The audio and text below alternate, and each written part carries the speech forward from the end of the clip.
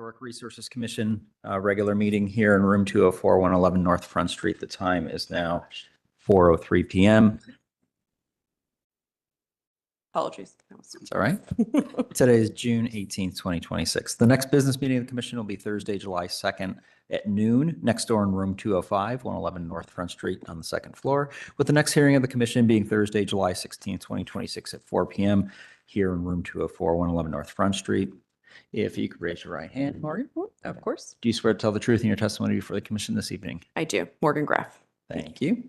An introduction of the commissioners here present this evening, starting on my far right. Matt Leisure. Hi, good afternoon, Parag Basti. Megha Sinha. Joe McCabe. Melba Williams Orgal. Thank you. And is there any items for public forum this evening? Not at this time. Okay, having no items on public forum, moving on to the approval of staff approvals. So moved.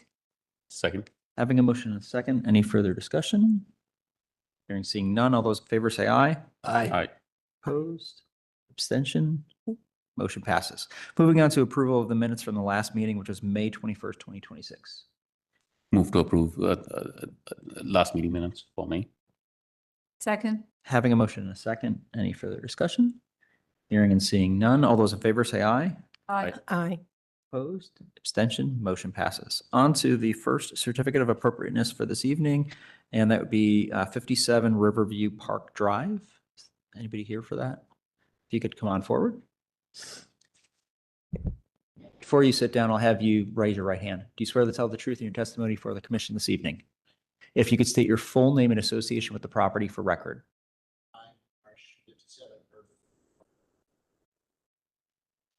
Owner? Okay, great. Thank you.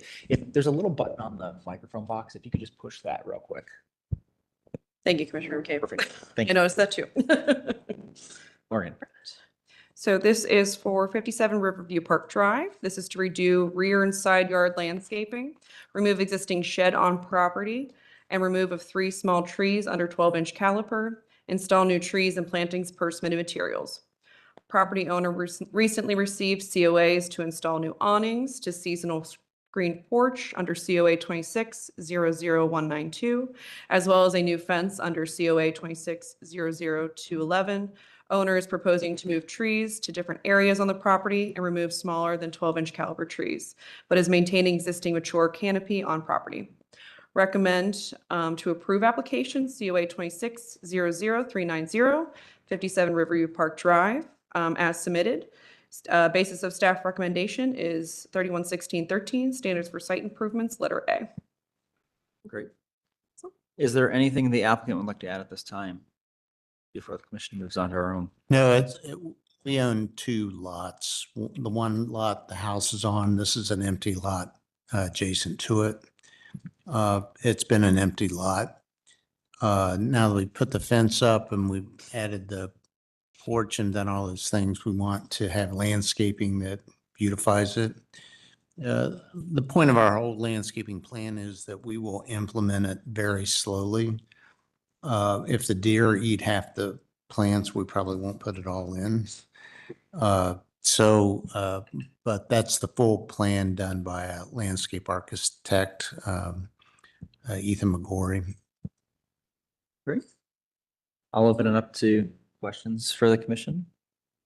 No questions. Nothing from me. Nope, I think it's pretty clear. So Hearing not much further comments area, I would entertain a motion. Motion to approve application COA 26000390 as submitted. second. Having a motion and a second, is there any further discussion? Hearing seeing none, all those in favor say aye. Aye. Opposed, abstention, motion passes. Thank you. Thank you. Thank you. On to case number 2, that would be 165 North High Street. Is anybody here? You can raise your right hand. Do you swear to tell the truth in your testimony before the commission this evening? I do. If you could state your full name and association with the property for record. Christopher Jolly, Darren Rinker Architects. Wonderful. 5925 Wilcox Place, Suite E, Dublin, Ohio. Thank you. All right. More. Thank you. All right, this is to convert second and third floors from offices to apartments. remove existing fire escape on north elevation and install new egress stairs to meet building code requirements for apartment conversion. Staircases to be painted Sherwin-Williams 9024 vintage gold. Install new 6-foot steel security fence around bottom portion of stairwell. Convert 2 existing windows on 3rd floor and 2nd floor north elevation to new full light aluminum egress doors with transom above. Convert existing 3rd floor door on north elevation to new now multi-light window. It used to be 1/1. Apologies for that and do that revision. The application is in response to a code violation from September 2024 for removal of the sashes without a certificate of appropriateness. Window portion of the application was previously approved with conditions under COA 25-010-1301A, pending submittal of final materials. COA is currently still pending and still waiting for those final materials to approve the window repair. Applicant has revised drawings to show vertical picket railings instead of horizontal for the fire escape. As seen previously, removed 5 parking spaces that are within the exterior staircase area. Let me get to that location. Whoops. Down here. What else? Yeah, that are within the exterior staircase area and extended to fence and gate that is proposed at the bottom of the staircase. We have supplied the minutes from March 19th, 2026 HRC hearing. Would the commissioners like me to review that at this time? Any comment from there? Anybody else sign this there? No. Okay. Staff notes that the current elevation drawing, detail of the fence, and site plan for the fence is unclear and will need to be revised. We're not able to tell kind of the detailing of the fence that is being proposed, as well as the sizing and overall conditions of that. As a reminder, the property is within the Downtown Commission District, as well as Historic Resources Review. The application will still need to be approved by HRC prior to approval by the Downtown Commission. We recommend to continue application COA 25-01-301B 164 North High Street, which is individually listed property, to allow applicant time to reconfigure the interior to maintain the existing door opening and window openings on the 2nd and 3rd floor. Basis of staff recommendation is 311611, standards for alteration, Columbus Register for Historic Properties, Architectural Guidelines windows, as well as the amendments to City of Columbus Architectural Review Commission guidelines for window replacement, page 4 through 5. Thank you. What would the applicant like to add at this time? I just would like to add the existing door on the 3rd floor as evidence in the photo. You can see it was previously a window at one point in time that had been reduced for the door. So looking to, it's kind of a 1-for-1 swap, if you will, moving the door to another window and bringing this back to its original opening size. You can kind of see that the brick infill there on the top, showing that kind of arched top that most of those window openings have. So bringing that back, swapping that for one of the other openings is the intent there. And we have looked at, different plans and, I think I have a couple different versions where, if we try to use that existing opening, we end up with too small of a apartment for code. And then if we look at trying to kind of jog the hallway, end up with these real skinny little spaces. And in one case doesn't quite meet the 7-foot dimensional requirement per code for a habitable space either.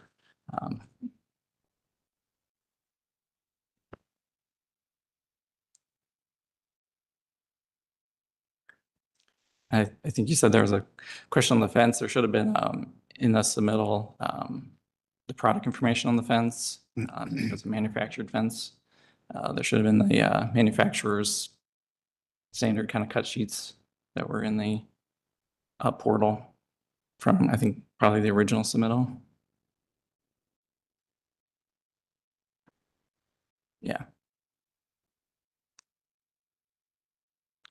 We just noticed in the elevation drawings that something happened with the drawings themselves for that the detail. So just that needs to be, updated. Okay. Just, it's a little unclear, with this drawing here. It was clear, I think, in the last submittal, but with the new drawings that have been submitted, I don't know if it got layered or something, but Okay. just FYI, we just noticed that. I think with the fence if you go to the site plan, it's just a little confusing where the fence is exactly. I get it, but I think, So that, yeah. yeah, you might just label on the site plan there where the fence is. Because it's underneath It's right in line with stair. Right, yeah. so I'd just note that on the site plan, on that site plan. Okay, Yep. yeah.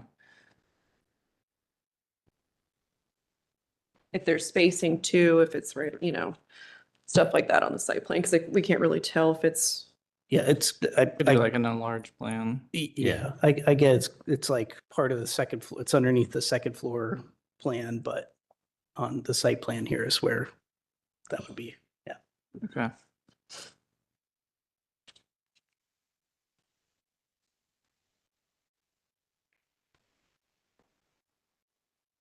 What were your other conditions or recommended conditions of approval, Morgan?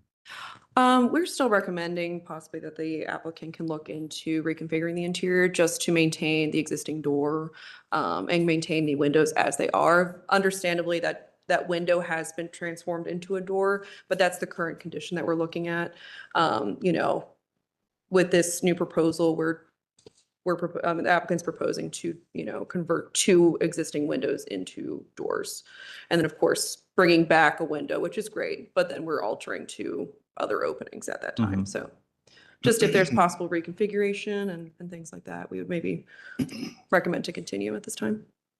And How does the rest of the commission feel? I know that on non-primary elevations, we have considered this on a larger adaptive reuse structures. I can think about, there's an individual listing in Old Town. We approved it on a non-primary elevation specifically with the caveat of it was for the purpose of reusing and preserving the building as not a great hell. And there's this technicality that I get on a conversion like this that may be somewhat hard to create livable units. Mhm. How are you on like fire egress and exiting are you able to meet that if the door were in the current location or? Yeah, we can meet travel distance. Yeah. Okay. Yeah. So this is just purely for economy of a good unit then?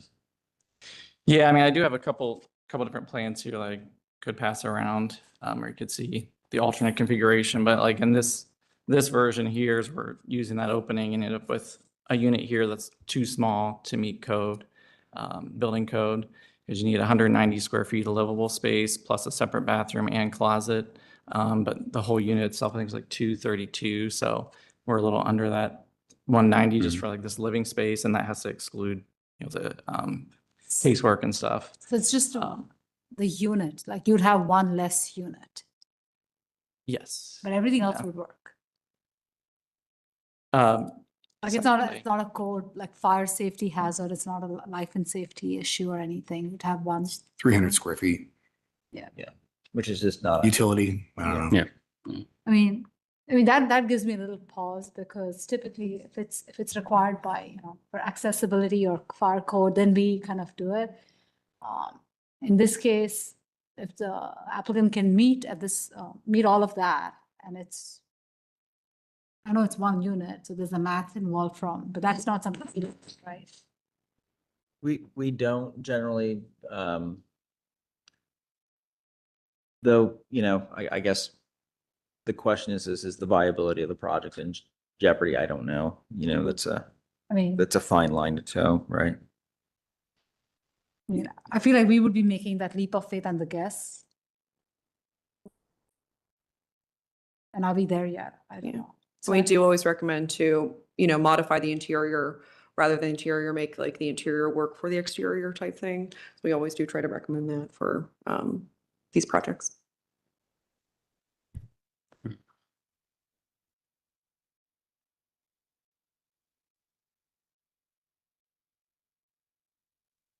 I guess I don't mind the movement of the door because on the outside, it seems a little bit more logical.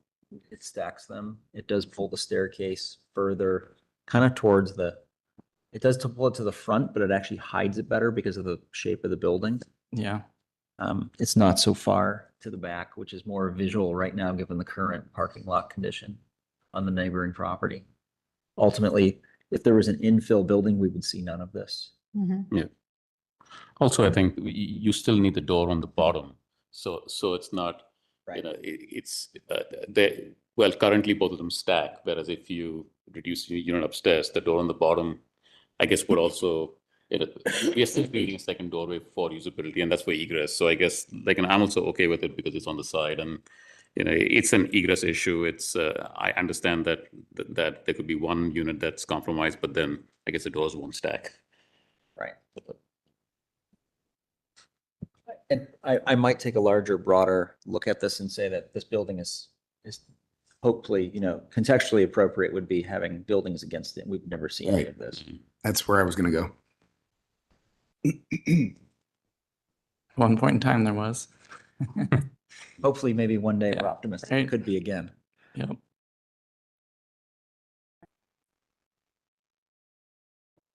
And I would, of course, always remind the commission, we don't all have to be unanimous in our in our decision making as well.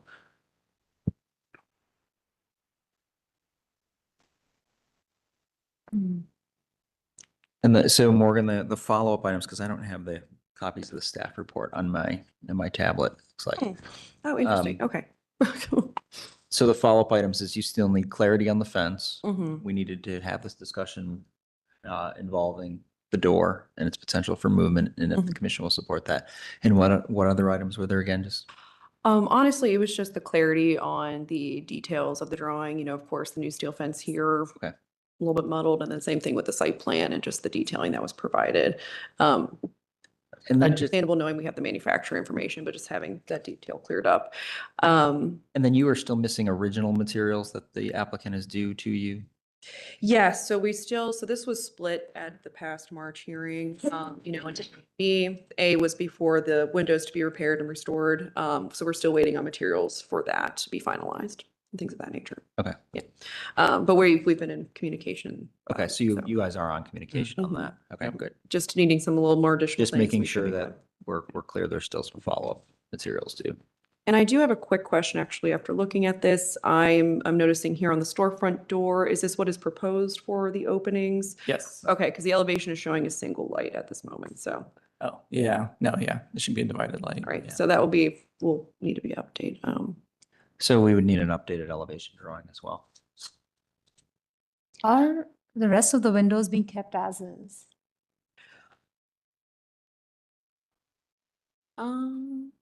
Yes. Mhm. Yeah, I mean, all the other openings are to remain as part of the other kind of half of it being, restored and repaired where they are Yeah. damaged. And if there are sashes missing, they're a 6 light or 9 light, they're being replaced with a 6 or 9 light since they were removed previously and disposed of.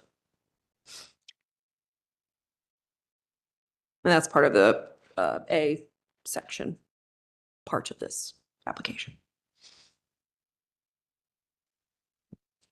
Yeah. Yeah. So there's previous materials in there for you, Mhm. Commissioner Sina. So that's what you're seeing on that. Okay, I guess for the site, I mean, I can get behind that, the site elevation, making use of the building. What were to happen if it was 1 unit less?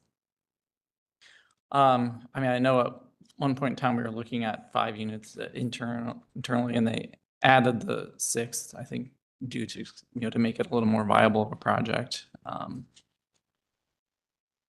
one point in time, they were looking at selling the units, but they've turned to just being purely rentals. So I think that may be a factor as well. How much different are the plans that you brought in comparison to what we have? Primarily it's the top area, so it's, kind of stretching out the 1 unit to accommodate this hallway one back here. Like I said, this is a non-compliant unit here in the corner. So you're capturing some of that space in the event of the door remaining. Yeah, like trying to utilize it. And then this was, when we're looking at trying to jog it, but you end up with, not a separate living space in this bottom unit here. Gets a little tight in the kitchen, but then like this space here is a little too narrow. We're about a little over 6 feet, needs to be 7 feet per code. When we jog it like that, so. Okay.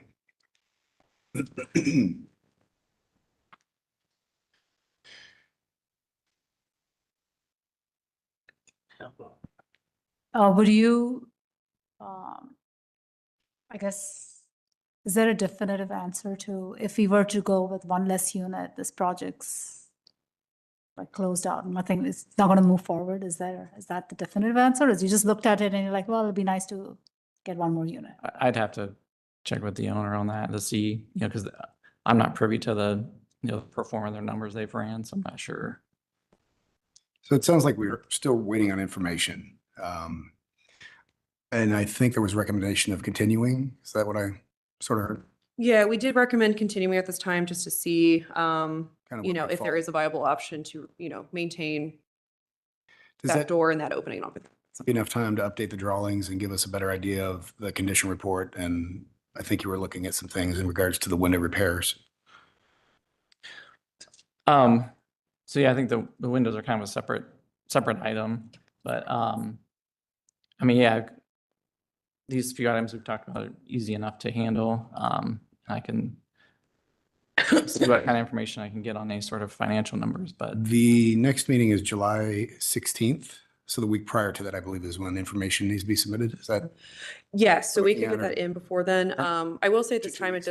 it does appear that some commissioners might feel more comfortable, or might feel more comfortable, feel that it could be possibly moved to approval at this time. We could also see where the commissioners are at this point, if we feel comfortable with continuing or, and things of that nature, just to. Yeah, I mean, as chair, I'm very comfortable actually moving this forward. Okay.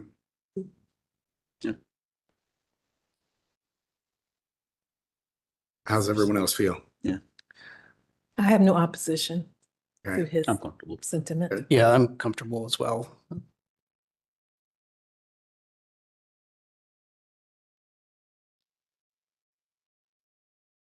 If somebody who's comfortable would like to make a motion.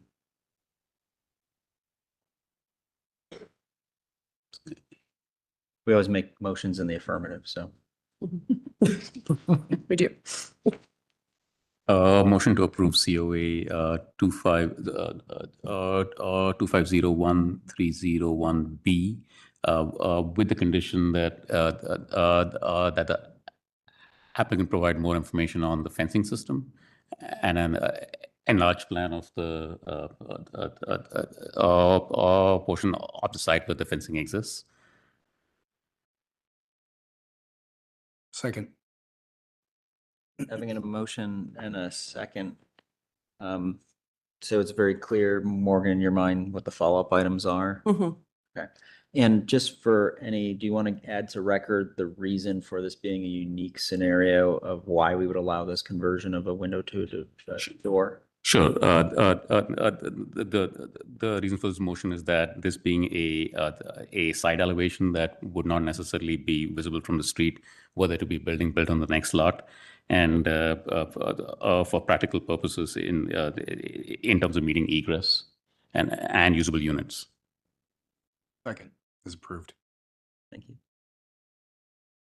Any further discussion? Hearing none, I'll call for a vote. All those in favor say aye. Aye. Aye. Opposed? Opposed? Abstention?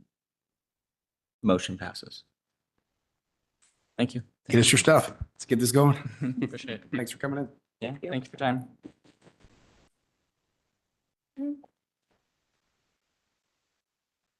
Right. On to case number 3, that would be 644 Oakwood Avenue. This is a continued application as well. Okay. If you would raise your right hand. Do you swear to tell the truth in your testimony before the commission this evening? If you could state your full name and association with the property for record. Tendai Muswaswi. I'm working with the architect. Wonderful. Yeah. Welcome. Thanks. All right. So this is to replace front porch decking with new tongue and groove porch flooring, remove existing concrete steps and install new wood steps with wood handrail to match style of existing porch railing design, and paint new wood Sherwin-Williams 7068 grizzle gray. The application is a result of a code violation for work being done prior to approval. Property received a code violation for the replacement of the concrete steps, porch floor, and stair railings in April 2025. Application was submitted in October of 2025. Staff noticed the steps did not appear to meet code and recommended reaching out to building and zoning, as well as the installed stair rail not following current porch design and guidelines. Applicant submitted revised materials in March with revised railing design to match current porch railing, which was reviewed at the March 19th HRC hearing. I'm just going to go over these minutes real quick because it's a quick little blurb. But commissioners stated that they were in support of removing wood around the existing concrete steps to the porch, as well as replacement of the unapproved deck boards to new tongue and groove flooring, but would need applicant to submit an updated plan and drawing of what they are presently planning to do. Applicant has revised application to completely remove the concrete steps and install new wood steps in their place. We recommend to approve application COA 250-1225 for 644 Oakwood Avenue as amended with the following clarifications noted. Maintain and repair existing concrete steps or install new limestone steps per Columbus Register of Historic Properties, Architectural Guidelines, page 18, porches and stoops. Base any new porch construction on physical and or photographic documentation of the original porch. If this documentation is not available, base the new porch construction on the architectural style of the building. Basis of staff rec is 311611, standards of alteration, Columbus Register of Historic Properties, Architectural Guidelines, porches and stoops, page 18. And that is all. Thank you. Thank you. What would the applicant like to add at this time? Nothing at this time. Okay, thank you. Opening it up to the commission for any discussion. What do you think about concrete steps?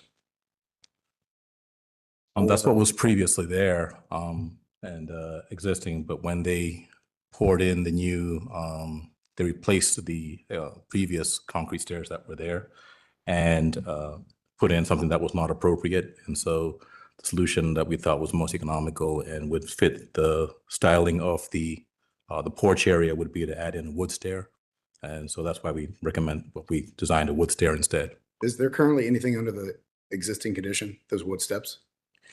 Come again? Is there anything under the wood steps currently?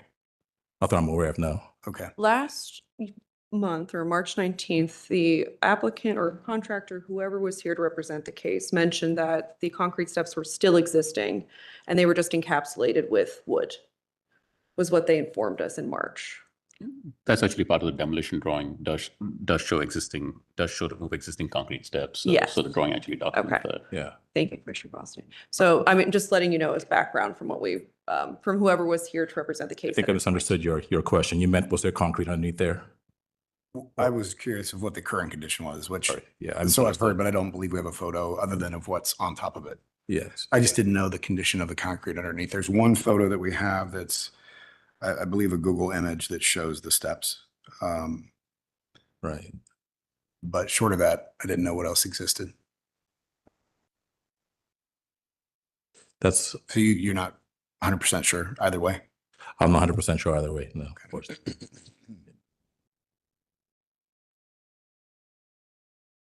Oops.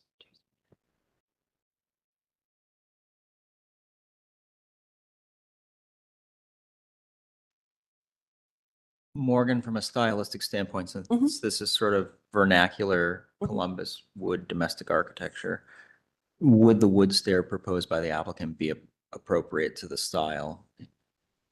I would have to go down the kind of the neighborhood just to see. I know for a standard, with especially front stoop porch replacements, it's either typically like a limestone, sandstone, or concrete. Wood sometimes is acceptable maybe on a side elevation or a rear, but typically if it's like the front elevation, we try to move towards those materials. Okay. Since that seems to be typical, even if it is a vernacular structure within these neighborhoods. And because we have this photo of the stair being concrete before, we're sort of in a challenging position. Again, I just asked the commission, what does everybody else think about it?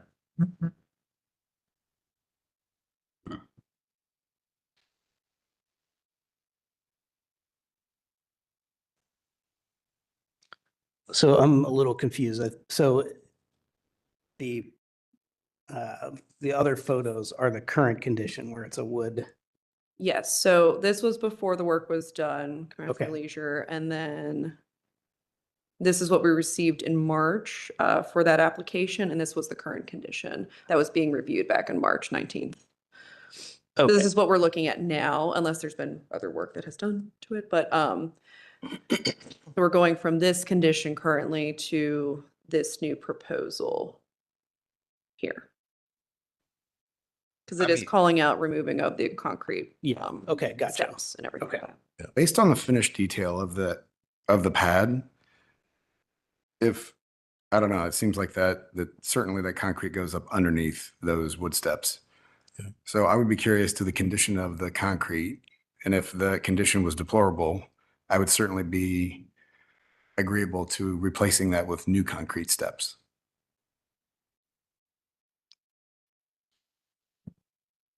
But you might have something there you could work with. I'm not sure. Um, I guess it comes down to a question of what the condition of the existing steps are that are, Yeah, If they're repairable, if they're right, how beyond salvageable. use, that sort of thing. right. Okay, But even if they were not repairable, wood does not seem like it's the right direction. Mhm. I would probably agree that it would be more of a, not as appropriate as concrete, certainly. Yeah, the photo that I have does not show, kind of shows what you had in your picture, which is a proportion having concrete. And it's hard to tell from that photo whether it can be used or not again. So we'll have to go and look and see what's there right now. Yeah. Uh, And even if it cannot be salvaged, we do support, full replacement of concrete steps. It's more of the conversation between going from masonry to wood at this point. So, But personally, I would not be in favor of wood. Understood.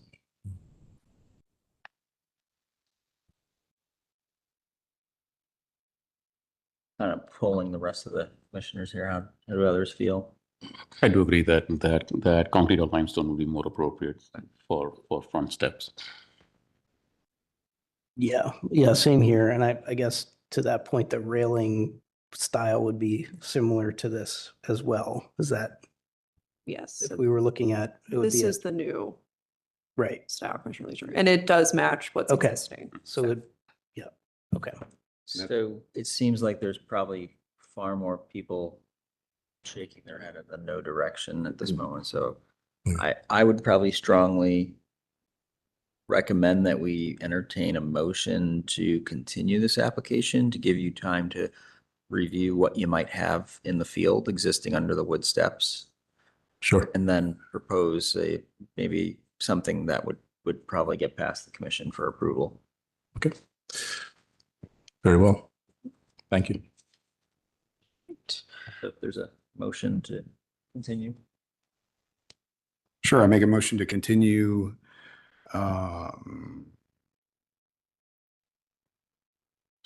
2501, is that correct? Yes, 2501-225. Okay. To the July meeting. Second, Having a motion and a second, any further discussion? Hearing none, all those in favor say aye. Opposed, abstention, motion passes. Just work with Morgan and keep her informed, and then Sure. I've been talking to her. I think honestly, you pop up a few treads and risers, look at what you got under there, send a couple pictures in, Yeah. and then just have a dialogue about what the best solution is. Mhm. Because if it's just in-kind replacement, maybe that's a staff approvable action that you Okay. wouldn't even Yeah. have to get back here Which to would be next great, meeting. yeah. Yeah, and we can, we can definitely talk about that. Very good. Yep. Thank you, everyone. Thank you for coming in. Thank you. On to case number 4, 765 Linwood.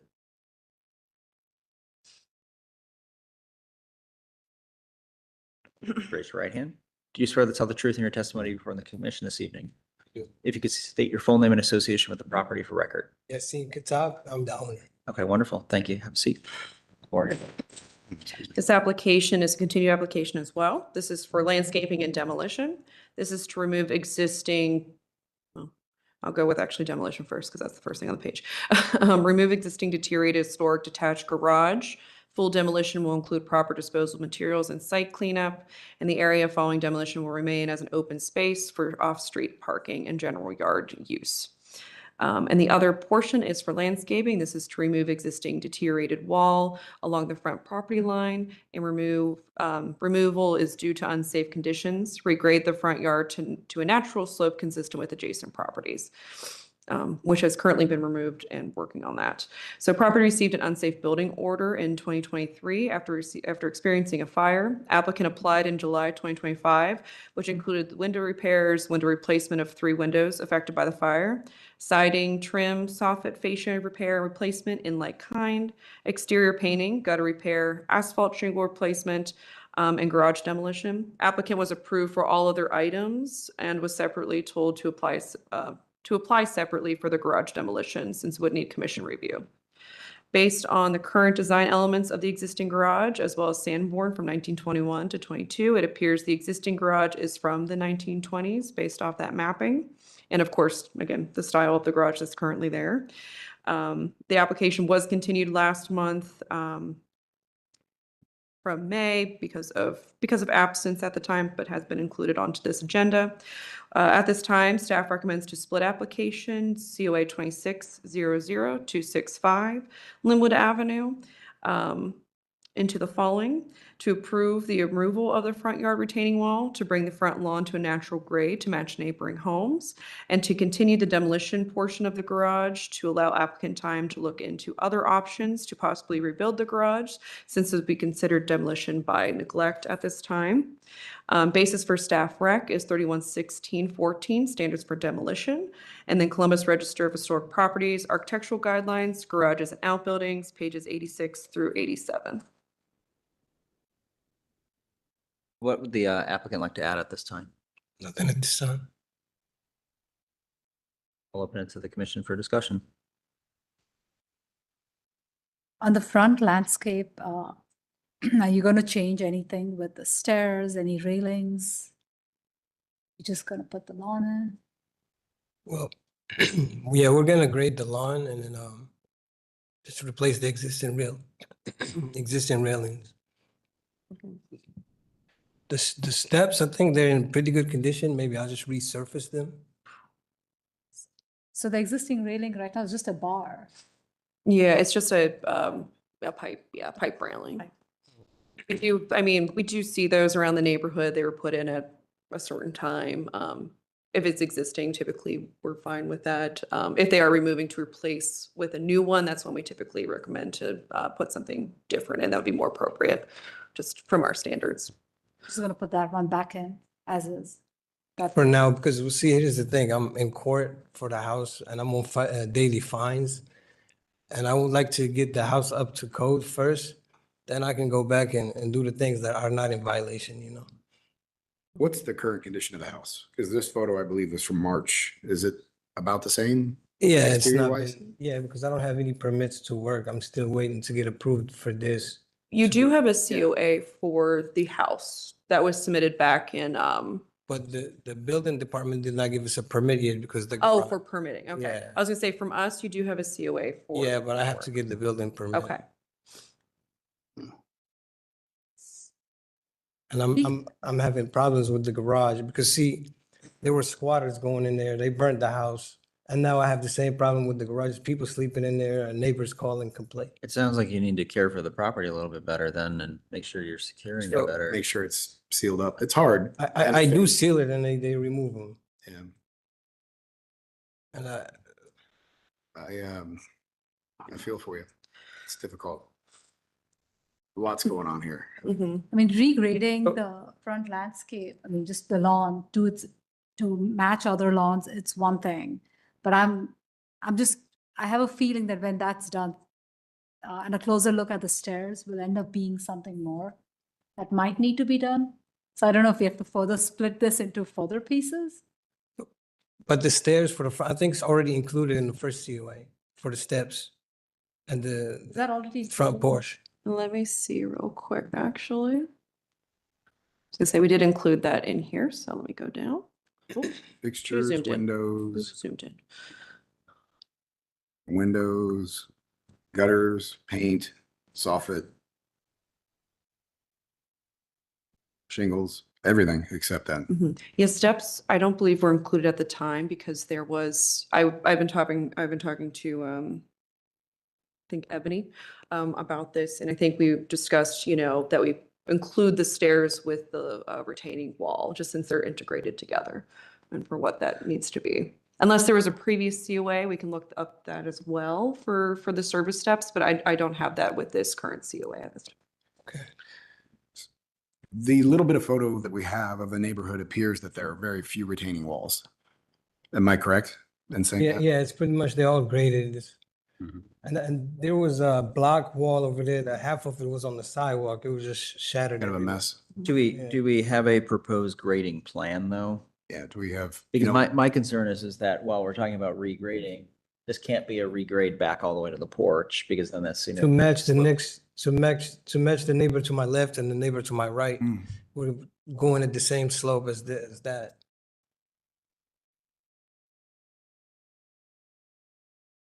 I mean, it's not far off then. Yeah. Yeah, it's not Yeah. that much. Got to yeah. remove a few more blocks that are kind of Mhm. going back. Yeah, into we're the- gonna match the neighbors. When you remove the small portion of block that's left by the rails, you can salvage the rail and put it back in the ground? Can I see that? Yeah, I'm pretty sure, yeah. Can I see I another? think that's it's what he's that proposing. image. No? Yeah, yeah, we can reattach the. rail. Or, okay. Let me see. I think there's another angle on that. Let me get to that image. There we go. Yeah. Yeah, so it looks like currently the railing is integrated into that cheek wall Is it? for Okay. the steps. Oh, perfect. All right.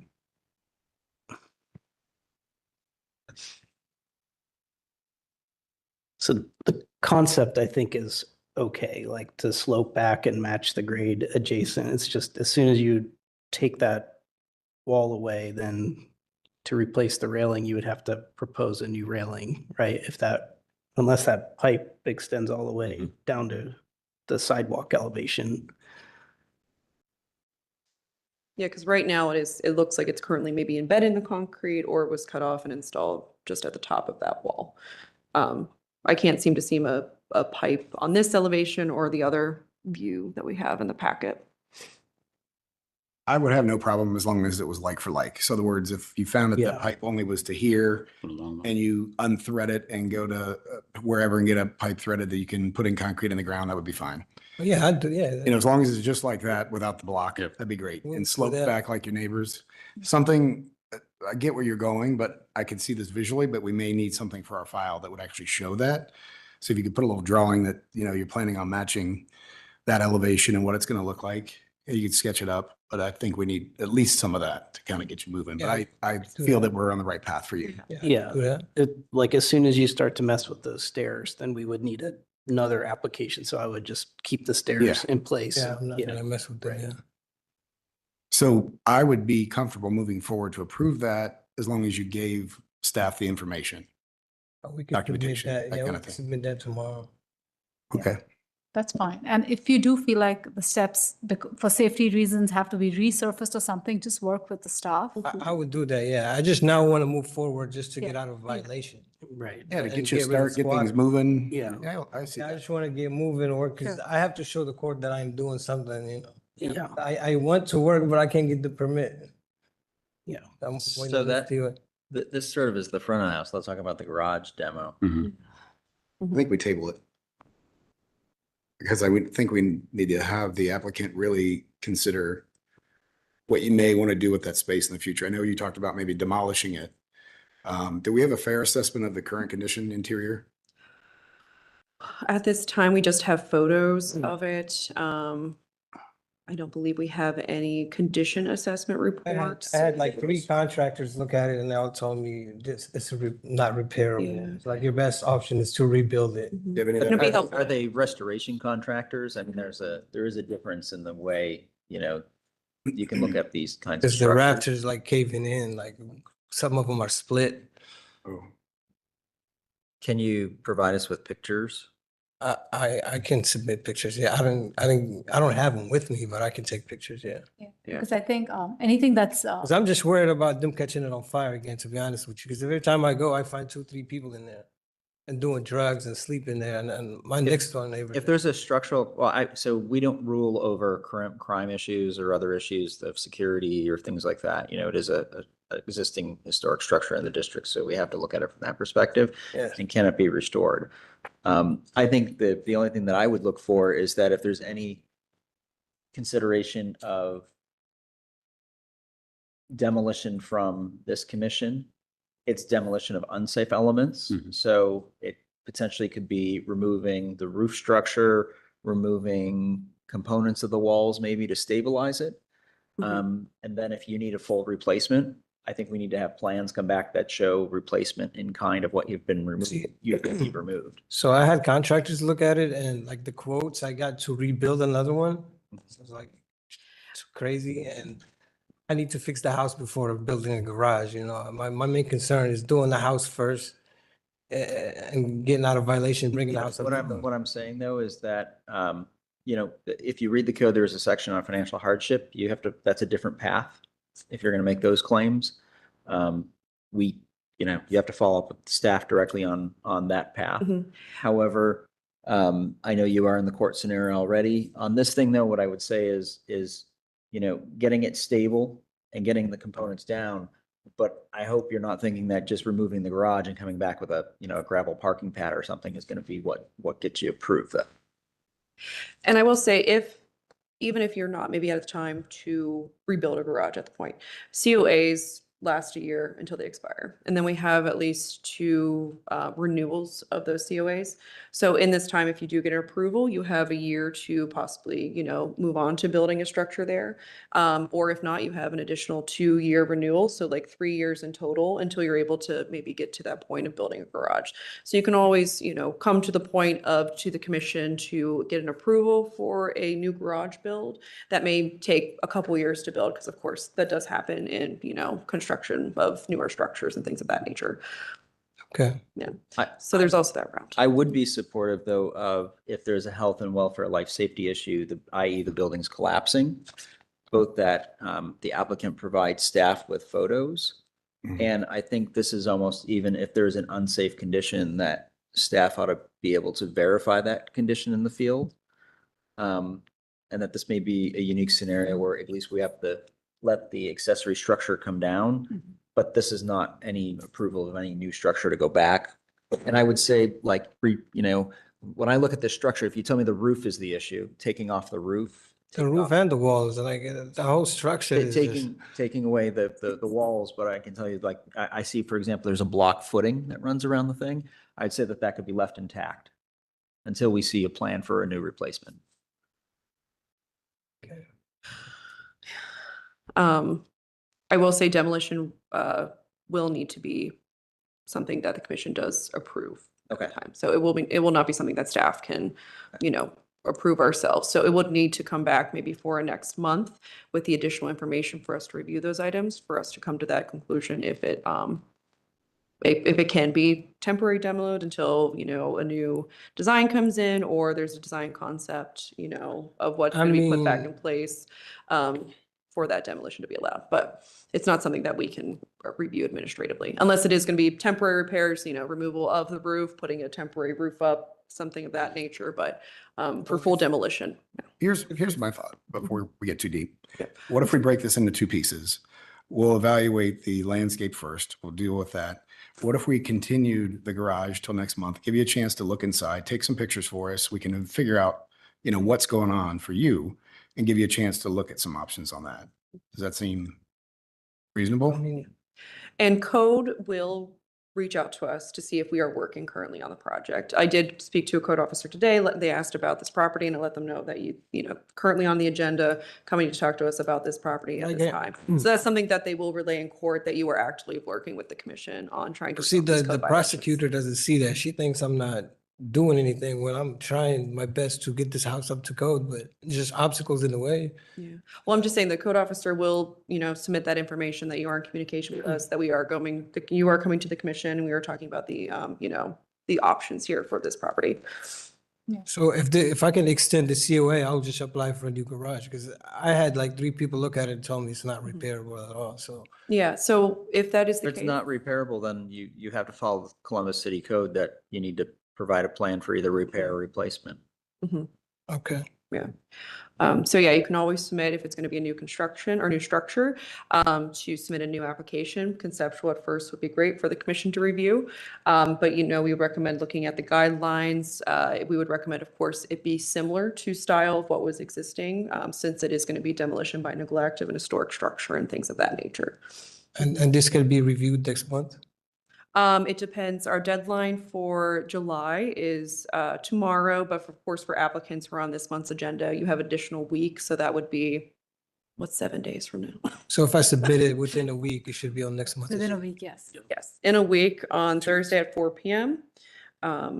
I should know my calendar, but I don't. Well, the date's the 18th or 25th. 25th. So the 25th, you have to submit a new application through the Citizen Access portal of a design plan that the commission can review as a conceptual of possibly a new garage going in its place. Okay.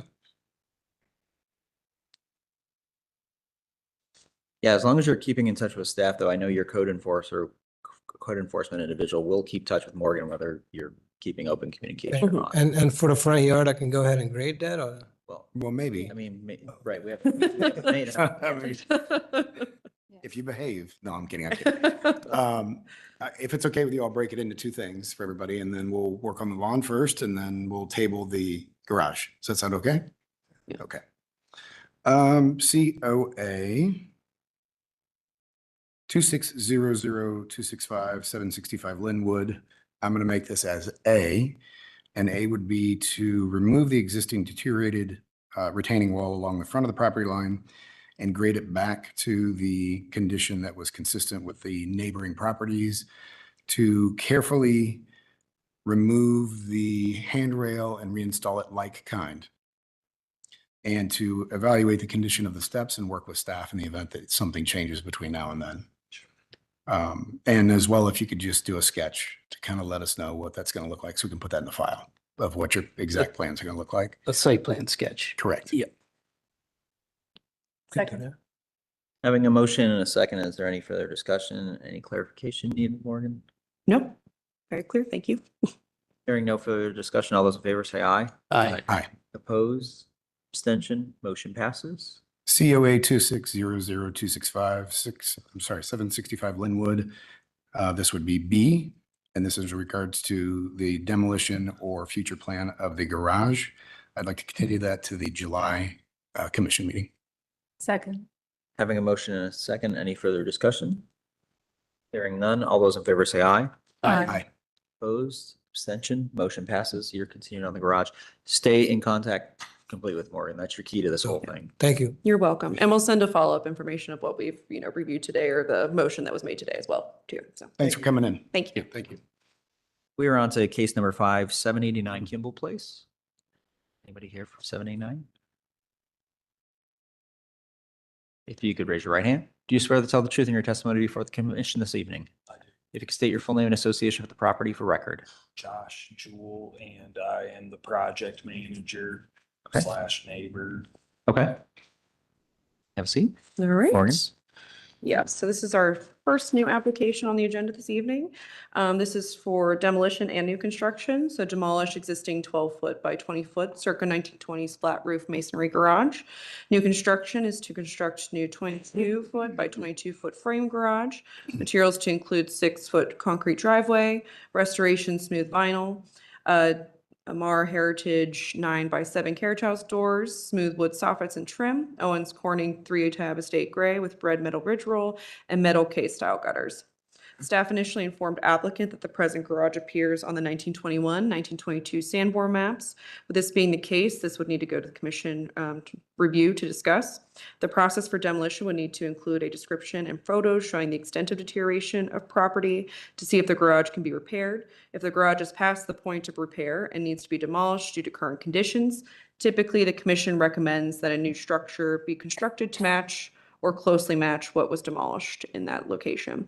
It appears the garage was altered without approval around 2021, where an application was submitted to review the changes, but was never finalized during the time and remains in the same condition as seen in 2021.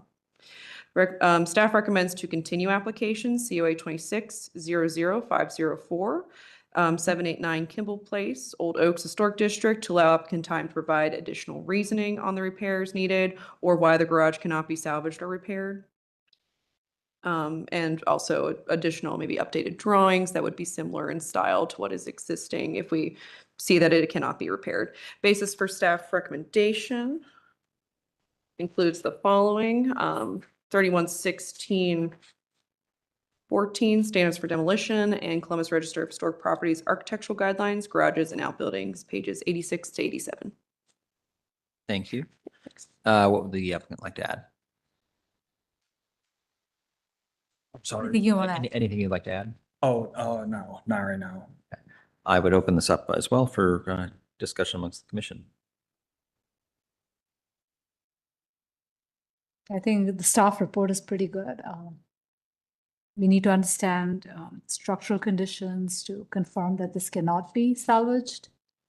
And then if it is the case that if we agree that that's the case, then yeah, exact plans for how you'd replace it, like for like, or whatever your suggestion would be. I'm sorry, I'm having a hard time here. I have the hearing loss really bad. Oh, do you mind moving your microphone, sir, Commissioner Sina? But I just said that pretty much what the staff said seems to be pretty clear directions. And I agree that we need some more, I would need more information to understand structural integrity of the garage. I would actually, in this case, also agree. I know there's been a proposal to put in a much different looking garage that's in your Yeah. packet. Mhm. The problem is we have historical precedent of what was here. Yeah, And even if you were, so I see what's there is very narrow, it's a very narrow brick garage. yeah, If we're subscribing to a complete demolition to maybe accommodate modern car widths or larger vehicles, I think we still need to see something in the style of what was there come back. okay. Yeah, I heard you say something to him about the homeowner basically, can't afford it. I know that's not your problem. If the homeowner can't afford it, they really have to pursue a hardship, which Okay. it's described in our code what a hardship is. Okay. That has to be the actual application process, is you need to apply for the hardship. You do have to meet the standards of the hardship that are listed. We'll let you determine after you read those whether that's something you want to pursue, though, because there's very specific conditions on a hardship. And also it's, where it's built at, it's like right on the alley, like in the alley, actually. And that wall, if you look at the picture of it from the front, where it's like separating, like that wall is 10 inches farther over on the top than it is the bottom. Mhm. And so like, it's like about to like fall over into. We don't disagree that you might have a structural condition, Yeah, but what we need to have you do is appropriately provide a plan for what you're going to do to replace it then. okay, So it's either make repairs or replace. We generally don't approve just flat out demolition and it's gone forever. okay. So, So flat roof, it's very similar style. were the plans not submitted? Well, the with- plans that are in here don't look Those anything don't like count. this Okay. brick structure at all. Okay, so it just has to be brick, that's. Well, all. you have to match the style and be consistent with what we know has been historically there since 1920. Mhm. The idea is we're looking for historic fabric. We're trying to preserve what was there. So Oh. the garage they're proposing is a great garage. Yeah, It just doesn't resemble what's currently there. yeah, So ideally, we would like to see something along that line in that design style. okay, Yeah, look at material, look at existing roof. Is it flat? Is it pitched? What It's kind flat. of, right, Flat, exactly. So those are kind of, okay, In terms of location, there's also proposal to basically move the garage to the other side because of the vision triangle. Is there any, do we feel strongly about the location or just the style? I think the style is the most important thing, particularly because it's on the edge of the lot in the corner. Mhm. Your setbacks are going to be wrong, all of that kind of thing. So I think Triangle. it's not going to be functional, accessible. So I would be, Yeah. more than likely, I would be in support of moving it somewhere along the back in okay, an appropriate location. okay. Yeah, I did upload that, I uploaded where it is existing, like on the plot plan, Mhm. and then where our proposed like new spot is, Okay. 'cause We it's do have those materials up. Yeah. Oh, okay, yeah. Yeah, we There's- have those. We just don't have adequate information on Got on a design we can approve. So we won't approve a demolition until we have a plan in place for something that you could build that we can approve. Okay, So if the new one looks like the old one, then we can get there. But we need a little more structural information. If you happen to have an engineer's report that said that it's structurally not salvageable, that would be nice to have in the file as well. okay, yeah, I think you also need to show on your site plan what is in the proposed location of the garage and what you're doing to mitigate whatever is there, right? So yeah. just helping us understand what the difference in the site plan is as well. Okay. I think, do you have a survey from the like property records that show the garage overlapping? No. Even like a mortgage survey. Yeah, like, Usually mortgage surveys are pretty common. I mean, this property I think was transferred more recent, right? Yeah, I'm not sure. Okay. I would think the owner would have that in their stuff, but where I the think it'd be- auditors mapping, they might have something on the auditor's website that shows that. I think that would be helpful yeah. I mean, there is a Sanborn in the packet as well, which kind of helps us visualize I what's think this there. is a good case to continue at this Mhm. point, give them more time to work on this. You can see sort of an older Sanborn map that shows it right on that corner, which is pretty crazy. It's not a lot of visibility through that block. Yeah, there's none. I walk my dog down that alley all the time and it's right on the, Right on the corner. right on the alley. I make a motion to continue application COA 2600504 789 Kimball Place. Second. Having a motion and a second, any further discussion? Hearing none, all those in favor say aye. Aye. Opposed, abstention, motion passes. Just stay in dialogue with Morgan so we know what the status of your case is. Okay, Thank you. thank you. Thanks. Thank you for coming in. Appreciate it. On to case number 1776 Bryden Road. Oops. If you could raise your right hand. Yes, You swear to tell the truth in your testimony before the commission this evening. yes. If you could state your full name and association with the property for record. Yasmin Osman. I am also the wife and applicant, Okay. like owner and applicant. Great, wonderful. Welcome. Morgan. All right, so this is the removal of original leaded glass side light and installation of 2 new single pane side lights, removal of, oops, went too far, sorry. Removal of paneled roof, porch roof, and installation of new unpainted tongue and groove porch ceiling, installation of ceiling can lights, and installation of 2 new flood security lights, fixtures on garage and above rear door. The property includes a 2-family dwelling unit with detached circa 1920s frame garage on the east side of property with an existing concrete sidewalk.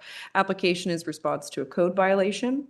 Items were originally placed on the February and March 2025 agenda to review the above items, but was continued due to absence by the applicant.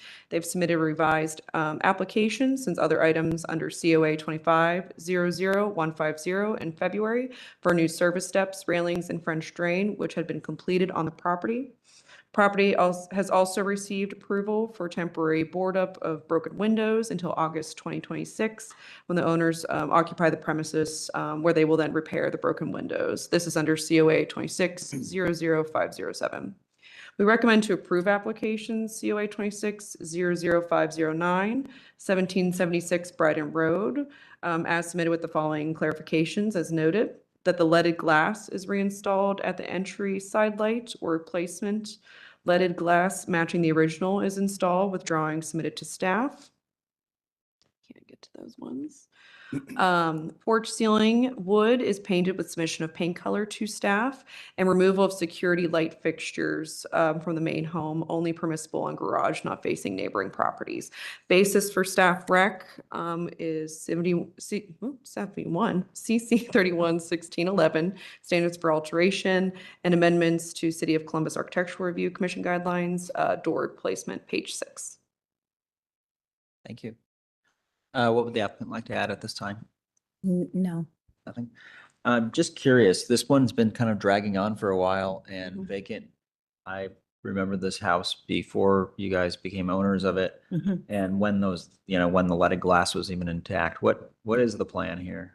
I'm sorry, can you repeat the last part? Just when, even when the leaded glass was intact, what is the plan of your progress and, tell us about what you hope to get done on this one? Whatever the result of the code violation that we need to reinstall or redo, Mhm. the sidelights were only removed just because they were broken. A lot of people were breaking glass because it's vacant.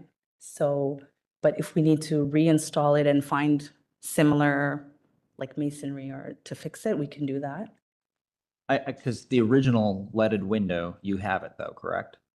I'm not sure. My husband has been on the journey of renovating and restoring the home, but I can find out.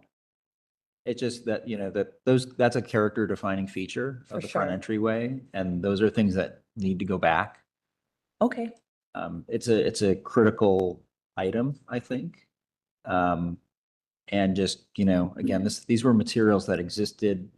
Things just, happened to this property. I think, in fact, you guys might have even started the project without even having an approval, if I Mhm. recall this case correctly. 2023. So it's, we had this discussion a long time ago about some of these things needing to be Yeah. done. I don't think he removed it for any reason to like break code violation. I think it was just like ignorance of just replacing the broken glass. But if it is a defining character, we can reinstall it. We can No, find I'm something. just bringing up the fact that the project was started without our approvals. Okay, And we okay. I just want the message to be very clear on record. We have talked about this issue more than once, though. Got it. Understood. So is the applicant basically in agreement to fixing everything per staff recommendations? Sure. I can read through those again. as Absolutely. well. Yeah, so we have 3 items. Is the leaded glass is to be reinstalled at the entry side light, or replacement of the leaded glass matching the original is to be installed on both sides, on both side lights. And that we do need the drawing submitted to staff for the replacement or replacements. Porch ceiling is to be painted, since we do not allow for exposed wood. Yes. Since that has been removed and replaced with prior to approval. And the removal of the rear security light above the rear door. And the only permissible security light is to be on the garage, not facing any neighboring properties. Okay. Yeah, because if there is lighting, we would ask for a side light, not something above the door in that location, especially a floodlight. So, But do not put any new lights till you get, if you plan to do new lights and you need approval, so don't do anything new, just. I'll remove connect, this. yeah, I'll connect with Morgan with any of the applications that need to be sent in, approved, so I'll Yeah. work. yeah, so if I'll you work- do want to do like a light on the side, just, send that over in a new application and things like that. And as a COA. Yeah, COA application. And on the like leaded window, if you have the original windows, take pictures of those, get them to Morgan so that you can show that you're making progress on, you've got to I want to make sure you get your approvals done too. And you just don't try to put anything in there. No, now that we know the process for the historic district, we'll definitely do that. And also for all of it needs to be submitted through a COA, so. Yeah. Yeah, so will be taken care of. And for this specifically, to finalize this COA application, it's just submitting those conditional items. So of course, like the paint color swatch can be submitted to us for final approval as staff. And then the drawings, if this, if the leaded window needs to be replicated or redone. Okay. With the specifications, will I be able to find that on the portal, or do I So update? Sorry. depending on how, of course, the motion goes through the commission, a letter will be submitted through the portal, and it'll have that information for you, Great. Yeah. Thank you. typically. So, It's not a continuation, it's approval with staff recommendations agreed upon. That would be okay. yeah. And again, that's up to all the Yeah. commissioner at this point, but I do have a question for you, Morgan, about the front door. It is a security grate style door. I don't recall that also being an approval item on the front porch. And that looks to be new. Has that been existing? Is that the existing security screen door? To me, that I don't recall that being there as part of any project we approved. No, not that we approved. I think it was already existing. So it's something that we would recommend removing in, Okay. but it was existing condition when they first, I believe, purchased. the Oh, like property. remove that door? Yeah, so we don't typically, Well, we don't allow for new. I just don't understand. So my question to you is, I don't know when that to me is not from anything I recall being ever approved at this commission. It was not, I think it was a previous condition, or when it was purchased, when the property was purchased, I think from Street View, which we can But go doesn't that back. not still make it a potentially an outstanding code violation? Could possibly be from a previous owner, depending on when it was installed, I guess. If it wasn't, Because I think we bought it that way. yes, Yeah. but I believe, so. But that has never removed an applicant's obligation to make it right if it was put in after the year of a district without an approval. Yes, I believe so. We have had many people come through and say, I bought this house and I didn't know, and it's an unfortunate scenario. Yes, of course. I guess we'd have to see when it was installed. I mean, of course, new security doors such as that, we don't allow or permit. So we'd have to, I guess, look into it a little bit further. We'd recommend, of course, removing it and putting in a full light. If we could look at that, because Yeah. that type of door is one of the ones I know we've denied Mhm. in other applicants, and I just don't want to, again, have any gray zone on this at all. Oh, not the Zillow. I apologize. No, definitely understand Commissioner McCabe. The leaded window, is that part of your conditions, fixing that? I didn't hear that. Yes, so it's visible in 2009. But yes, we are recommending to repair the existing leaded glass side light if it is still existing. Well, no, the window at the top. Wasn't there upper floor window that is also looks blacked out and cracked?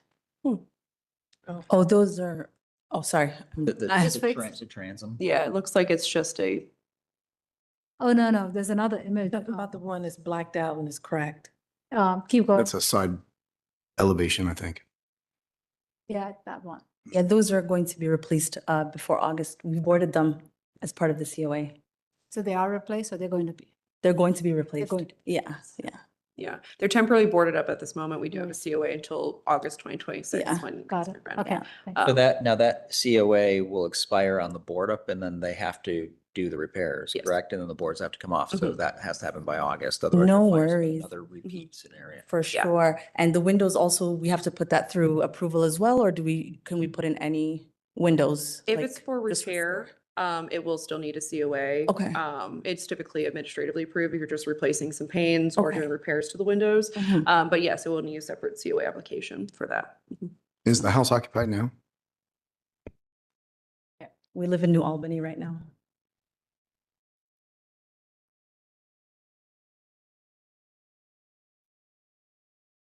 But the photo of the transom and the door with the address 1776, that's this house. That's the existing glass. Is that right? The leaded panel? There was Commissioner one in the Gibbons? packet, Morgan. You know what I'm talking about? I do. The historic photo. The only leaded glass I remember on this house was the left and right side of the door. Yes, it is. So that there was a hole. That one. Mhm. So the this idea was existing. There was, a panel was removed at some point, or the side light panel was removed. At some So get the that. story. The so- glass that's in there to there, is that what we were discussing as far as what the idea was you were trying to replace this to be like? Yes. Right. Sorry, I didn't get the question. The glass that's existing in that photo, or the one behind The me, one, yeah, the with original one. Yeah. Yeah. So a couple things. If you can find out if you have that and what the process is of duplicating it for the other side. I think that's what that's what you're looking at. Yeah, that's what I'm gonna find out. Okay. Like, that's the next steps. And I can put that through the COA as well to see if we can find that and get it going. Okay. And I believe, COA 26005091776 Brighton Road. I'd like to continue to the July meeting. Second. is there any other further discussion? Just make sure you get drawings in and details about that as soon as you can to staff. Absolutely. And when you guys started the project, I think maybe staff had connected you with some people who do window restoration, and I think Anti Restoration did work on this project before. And I believe they were the ones who did the side lights on this property. So I know they have been employed prior Mhm. to work on restoring the windows. So they're someone you can contact. And That I would be believe great. have been in contact before, so so that's helpful. But so continue until July and submit updated materials for the side lights.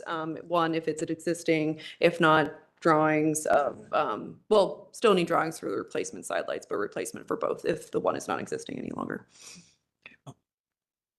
Okay. Hearing no further discussion, all those in favor say aye. Aye. Opposed, abstention, motion passes. So you Thank you for coming continue in. Thank next you. month. Just continue to stay in dialogue with Morgan, though. Absolutely. All right. Yeah, thank you. Thank you. All right. Moving on to case number 7, that's 23 Riverview Park Drive. If you could raise your right hand. Do you swear to tell the truth and testimony for the commission this evening? I do. If you could state your full name and association with the property for record. Tim Mitchell, I'm a joint owner of the property and applicant. Wonderful. Welcome. All right. Morgan's. This is to remove and replace 39 original multi-light windows and storms. Replacement windows will be new Pella Reserve windows from the approved windows list. Windows to be white to match existing. HPO staff initially informed applicant that the windows do appear to be the original to the structure and would need to go to the commission if wanting to pursue replacement of the original windows. After review of the documentation of the windows, staff believes that they are in good condition and are good candidates for repair instead of replacement. If needing further assessment, we can schedule a site visit at a future date. Staff notes that windows painted shut or ropes missing does not constitute a reason for replacement since these are repairable items. Staff recommends to continue application COA 26-00529 for 23 Riverview Park Drive to allow applicant time to look into restoration options for the existing windows. Basis for staff recommendation is 311611, standards for alteration, as well as Columbus Register of Historic Properties, windows, page 52, 55, and from the amendments of the commission guidelines, window replacement, page 4 through 5. Thank you. And would the applicant like to add anything at this time? I would. So we did have Centennial Preservation come out to evaluate the windows. They informed us that the storm windows on the home are not original, that they are likely installed decades later. And the installation of those windows is what's causing the damage to the original windows. The original windows are not the Wow. worst I've ever seen. Given that they were constructed in 1925, they're probably old growth wood. So better than most of today's, although Pella Reserve are a lifetime transferable warranty. So Centennial Preservation strongly recommended getting rid of the storm windows, repairing the sashes, get them operable. We do, however, have 4 non-conforming windows on the rear elevation of the home. Those are vinyl windows that were installed before Old Beach Wall became a historic district. They're, like I said, they're on the rear elevation of the house. We would like to get those changed over to Pella Reserve while if we can remove the storm windows and get someone out to talk to us about restoration of the existing original windows. So this, Morgan, you have not seen these windows yet in person? I have not seen them in person yet. No. We just have seen from the documentation provided. I think that the scenario here is I would really like to see staff visit this property to Okay. give your fair assessment on it. I also do think that, I do value, experienced consultants that put together, proposals such as saying these are not salvageable. Yeah. But I think we would need to see something, if they could do a report or some pictures or They something. gave us a summary email about the condition of the, I think we need to have detail though. Mhm. I just don't want vagueness of yeah, they're beyond their useful life or vague statements. I think we want it to be very specific and show reasons truly why they cannot be rebuilt. If it's removing the storms because the storms are ladder additions and getting rid of those, that's one thing, but then are the true original windows not restorable is a whole different question. No, in their opinion, they could be restored. Okay. Yes. But the storm, as you can see there, the wood is all rotted around the side, and it's the way that they were installed on the original windows. Yeah. Because they were not made really to fit the existing windows. They don't currently have weep holes. Newer storms, of course, have the weep holes, so if water does get in, there's at least somewhere to exit. These ones are, of course, wood construction and did not have those. It doesn't appear to have those at the time. They don't. Yeah, so that causes water retention on the sills. and Water things of that retention was their big issue, which is why they're all rotting. If we could get an analysis of like, sills, jam conditions, those kinds of things, I think that's really critical here before, I don't want to, because these are 30 some plus original windows. It sounds like, you've got a heavy number of original windows. Yeah. The ones that are vinyl, I think we're advocates for Mhm. proper replacements on those. Yeah. Thankfully, 2 of the 4 are on the second floor in the back of the house. One you can't see from ground level at all. So if you don't mind, I think it'd be best if we continue your case to give staff time to come see your property. Agreed.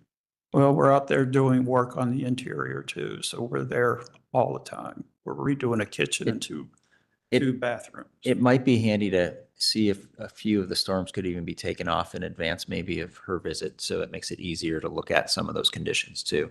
Okay. From the exterior. I mean, we can somewhat see, of course, when you're on the exterior side of the windows and open up from the interior to see. But yeah, sometimes it's a little bit easier if the storms are off and if possible, if they can be removed. Yeah, we'll find one on the southern elevation, which is typically getting the worst weather. So more sunlight, more wind and rain. We will ask her to look at all elevations, only because sometimes we've agreed that maybe the worst elevation needed new windows and maybe the other windows could be rebuilt on maybe non-primary elevations, or maybe it was the primary elevation that was the best condition. That one was left intact while the other was were replaced. So I would, before we make any decision on action, I think the best thing is to get a bigger, broader opinion on it. Yeah, and really our preference is, we'll look at restoring the windows after we talk with Centennial Preservation, smart people. They do it a lot. Our preference is not to have new replacement windows next to an original window, and try to have some uniform. We generally advocate for an entire elevation to stay intact or not intact. Okay. When possible, but we have to consider case by case. Yeah. Okay. I'd like to make a motion, COA 2600529, 23 Riverview Park, to continue to the July hearing. Second. Having motion a second, any further discussion? Hearing none, all those in favor say aye. Aye. Opposed, abstention, motion passes. Thank you. We'll see you again Thank you. shortly. Thank And you. I'll be in touch with you next week, Tim, for scheduling a site visit. Okay, thank you. Thank you. Moving on to case number 8, that would be 556 East Town Street.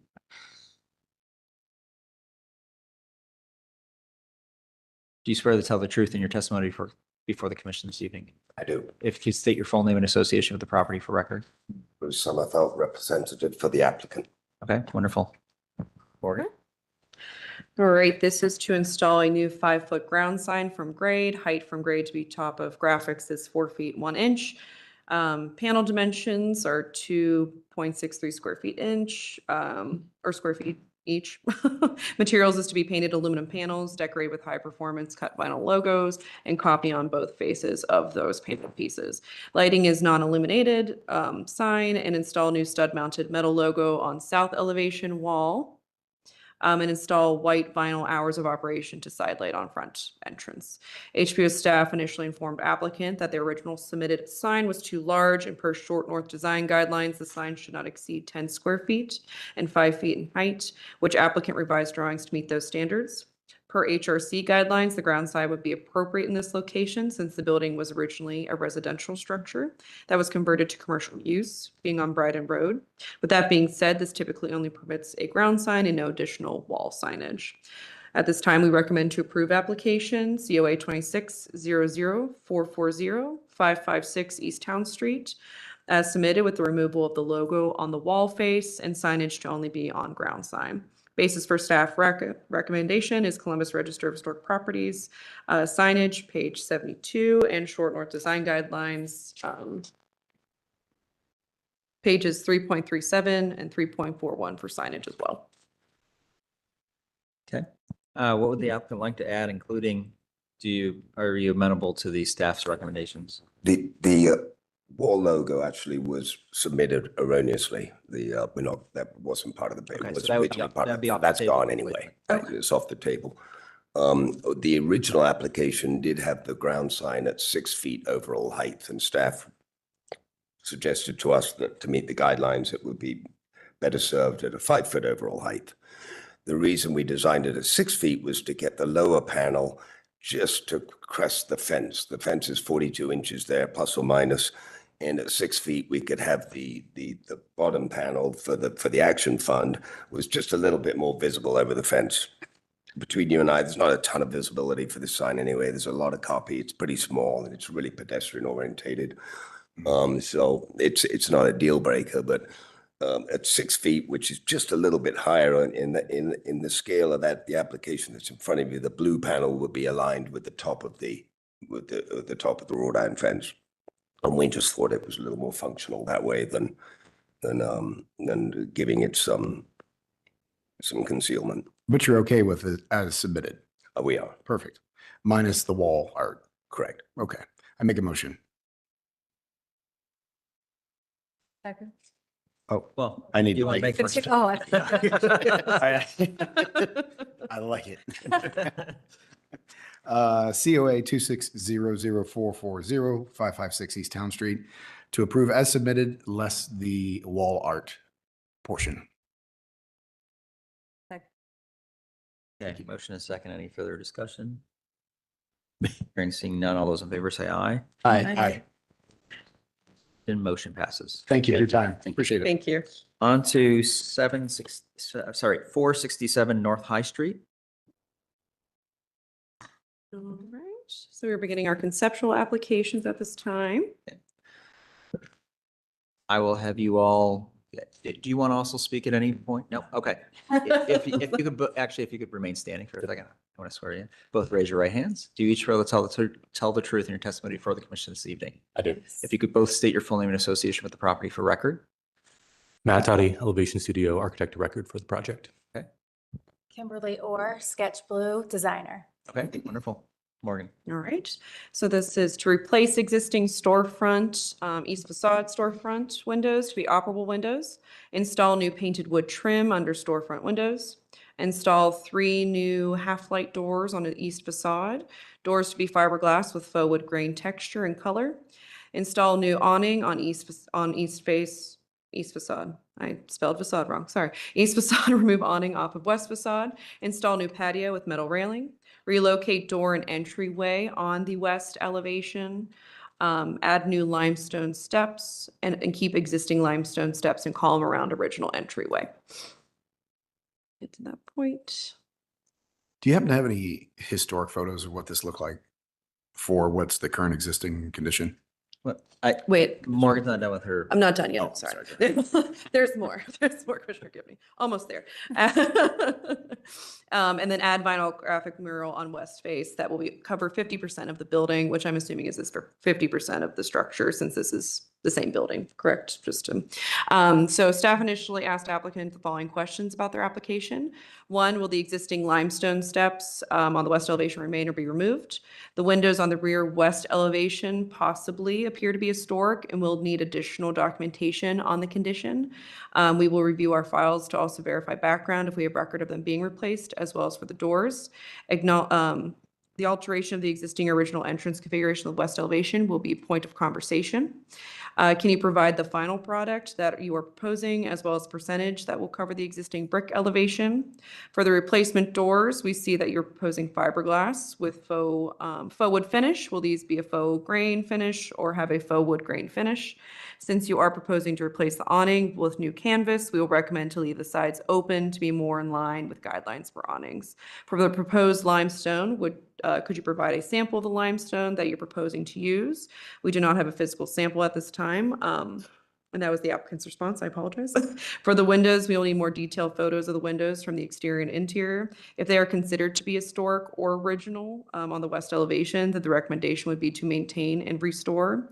Since the vinyl cling mural will take up 50% of the elevation, we will need a drawing or rendering of the overall elevation to see the extent that is being proposed. Applicant responded stating that all existing limestone will remain. An additional limestone step will be added at the new door location. They acknowledge that the windows potentially are historic on the property. The proposed product is Illumographics brick grip vinyl. 50% of the existing facade is proposed to be covered, as stated previously. The proposed doors are fiberglass with a faux wood grain texture and color. Limestone is assumed on these existing steps, but it's possible the existing is sandstone, and they intend to have a mason identify and source a match. They provided please know that the door relocation is critical to the operation of the business. That is why they have moved that door on the west elevation, is what they've mentioned. And they will provide an updated west elevation to show the extent of the mural prior to the hearing. After receiving the responses and design, staff had decided to make the application a conceptual review in order for the commission to provide initial feedback on the design for the historic storefront and building. Commissioners should offer design feedback that can be utilized by the applicant to further refine the proposal for review at a future HRC meeting, and no action is required at this time. Sorry, that was. Can I respond? Or anything? Right, at this time, wait, what is the flow of this? I forget now. You report. I will actually now ask you what you'd like. Perfect. Well, I appreciate it. Thank you, commissioners. We are excited to present this to you all this evening. I did want to ask staff if you were able to share the additional photos that were sent. Yes, we did provide the overall building elevation, and there was a slight change to the graphic. When were those submitted? Yesterday. Okay. Yeah. Okay. Yeah, we were not able to include it. That's fine. Just want to clarify that the colors, the graphic of this image here, the colors have changed slightly, as well as the way it interacts with the windows below. And also, we did provide the full building elevation.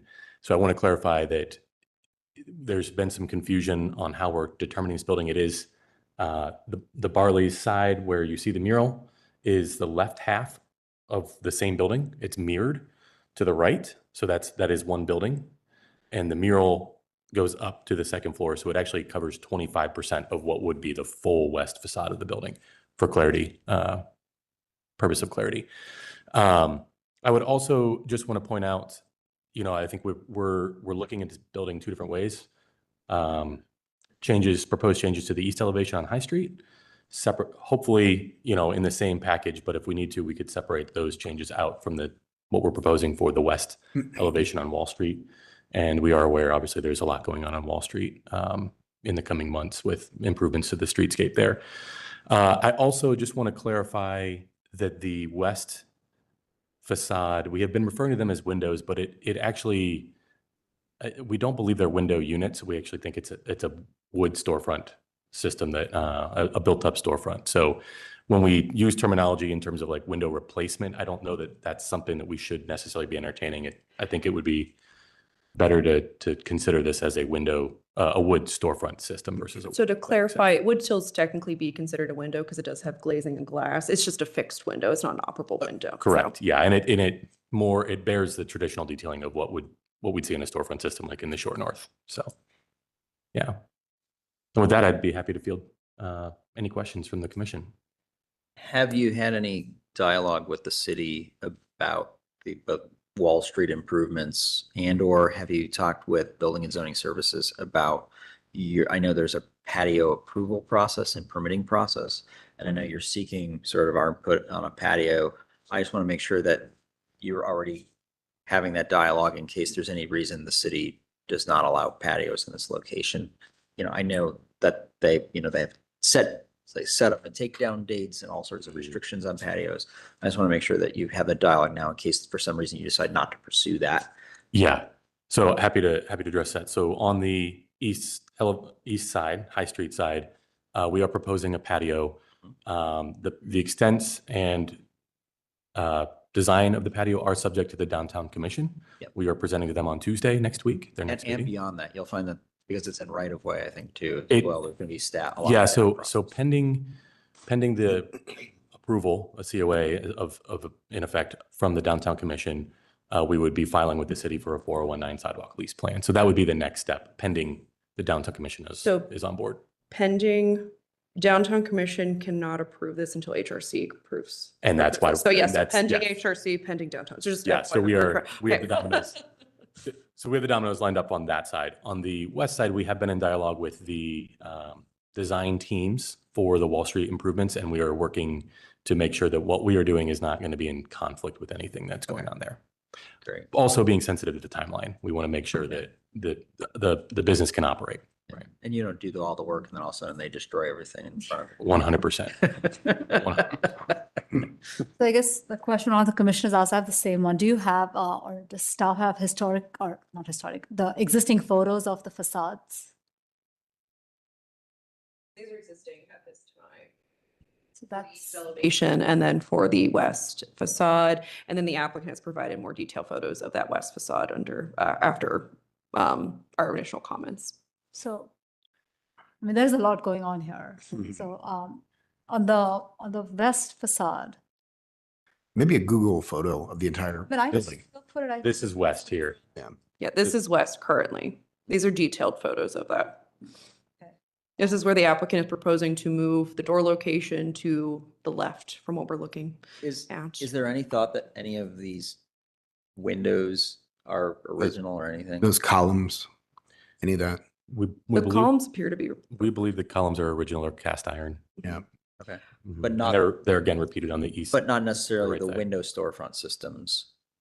So the infill perhaps has been changed, but the columns, kind of the framework has been there for Perhaps. a significant amount of time. from the photos, it does appear that the windows are older. You know, it'd be nice to maybe see them in person just to see. But from what we can see in comparison from this elevation to the east facade, they do appear to be older wood windows. And especially with the configuration of this transom above, you know, and the kind of that with the mutton styling there. Where did you take your cues from what you're proposing? How did you come up with that? So really, attempting to simplify the board and batten below into a more traditional panel. Okay. What we feel is probably more in keeping with the area. The door relocation allows us an opportunity to streamline some of the lines.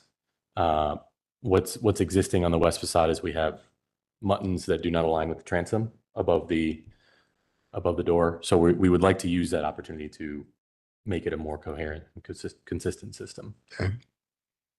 And I had asked a question in the middle of the presentation from staff. Sorry about that. Any historical data or photos would be great. I'm sure they're out there. You got to dig. Yeah. I mean, we're not just going to say, go ahead. So, I mean, it would be nice to see that you're paying some homage to what's there and we figure out what was existing and then coming up with a really good solution that's going to be a long-term favorable fabric type solution that mirrors what was there originally. Right, and even like shifting doors and such like that, I don't think we would just say yeah without proper understanding of why the door is being shifted. Is there a reason for it beyond? That's what I look for is like Yeah. so you had said that the moving of the door helps your business, right? Mhm. What is generally we don't take that into consideration because that's not a provision in the code, but it's part of the story. What do you get as a benefit out of moving those doors? The operator gets more seats on the inside. Okay.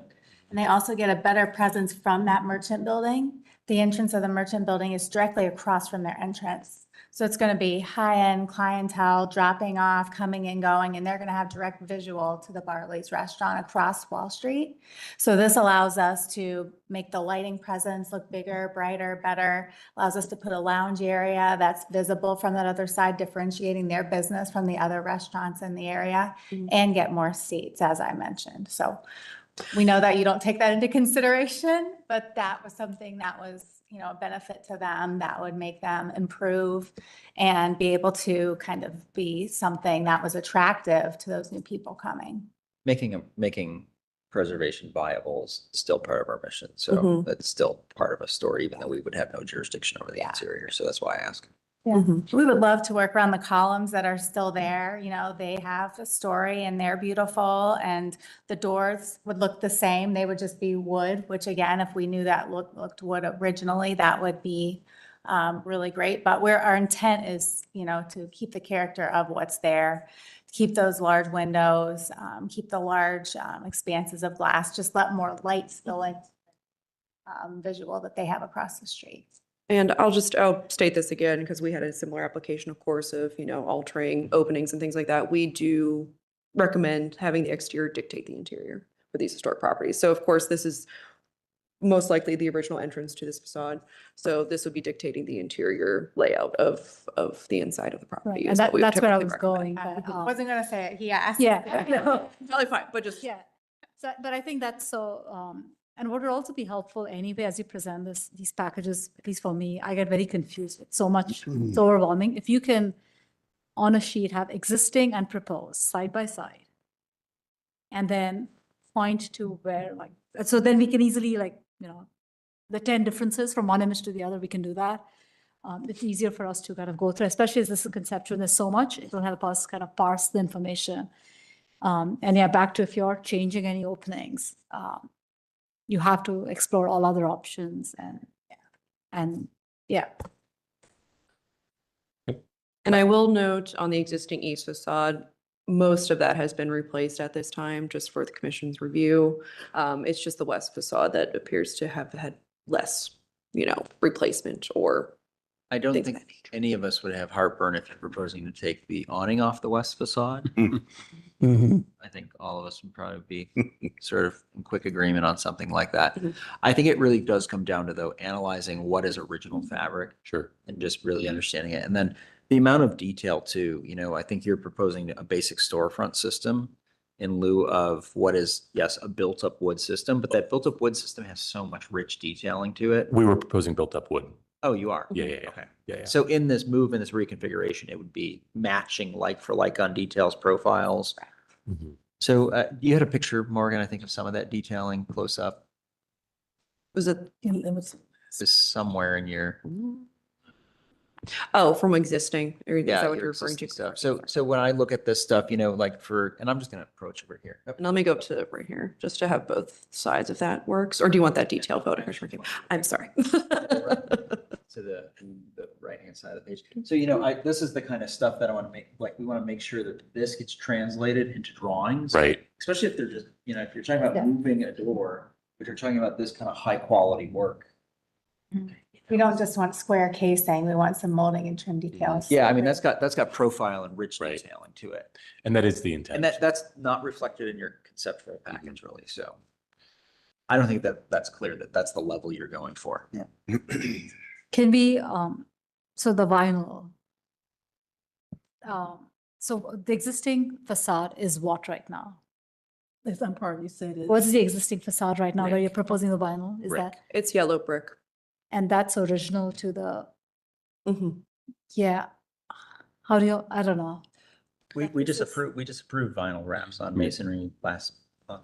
But I think with the 50% covering that whole facade is the question and conversation Yeah. that we'll need to have as the commission. We have recommended wraps before, but not to cover the entirety of the facade, especially if it's going to cover up architectural features such as the sills, lentils, and especially here has that, you know, carved stone detailing.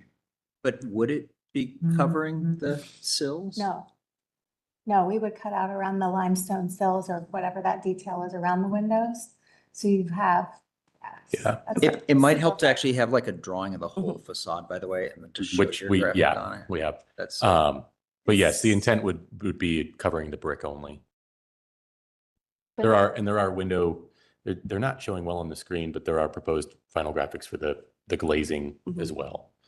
You can see it on the right side window. For some reason, it's not showing up the other two. And also for vinyl wraps, we have approved in the past more for murals and artwork and things of that Right. nature. This might be crossing into more of a graphics, as well. I mean, more into graphics and signage potentially. So that's something that would need to be. It has to considered. be very different, right? Yeah. Yeah. I mean, Yeah. that's, I think where we kind of like, for example, the one that was approved last month, we kind of were explicit with them if it was going to go the mural path, because they did wrap their entire one whole facade in this material.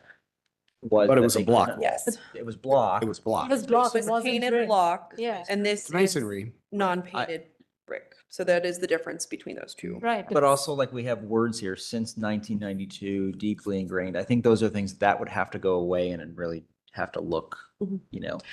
And I will say, even if it's, I know we pointed out, of course, like the stone lintels and cells and things of that nature, but since this is yellow brick that has not been painted and still is as it is, it would still be a defining architectural feature that we would not recommend, covering up with the whole 50%, And- vinyl wrap and things of Right, that that's nature. what I was getting to. I think that project was quite different in terms of the Yeah. given the original brick.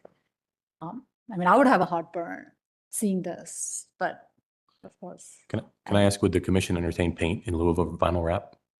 No, I mean, that's the whole, Well, that's thinking where, course direction. yeah, I think we've not done, if there's original, at least from what I remember, if it's original brick and if it's of a good quality, and I mean, if it's not deteriorating, then we'd like to preserve it as is.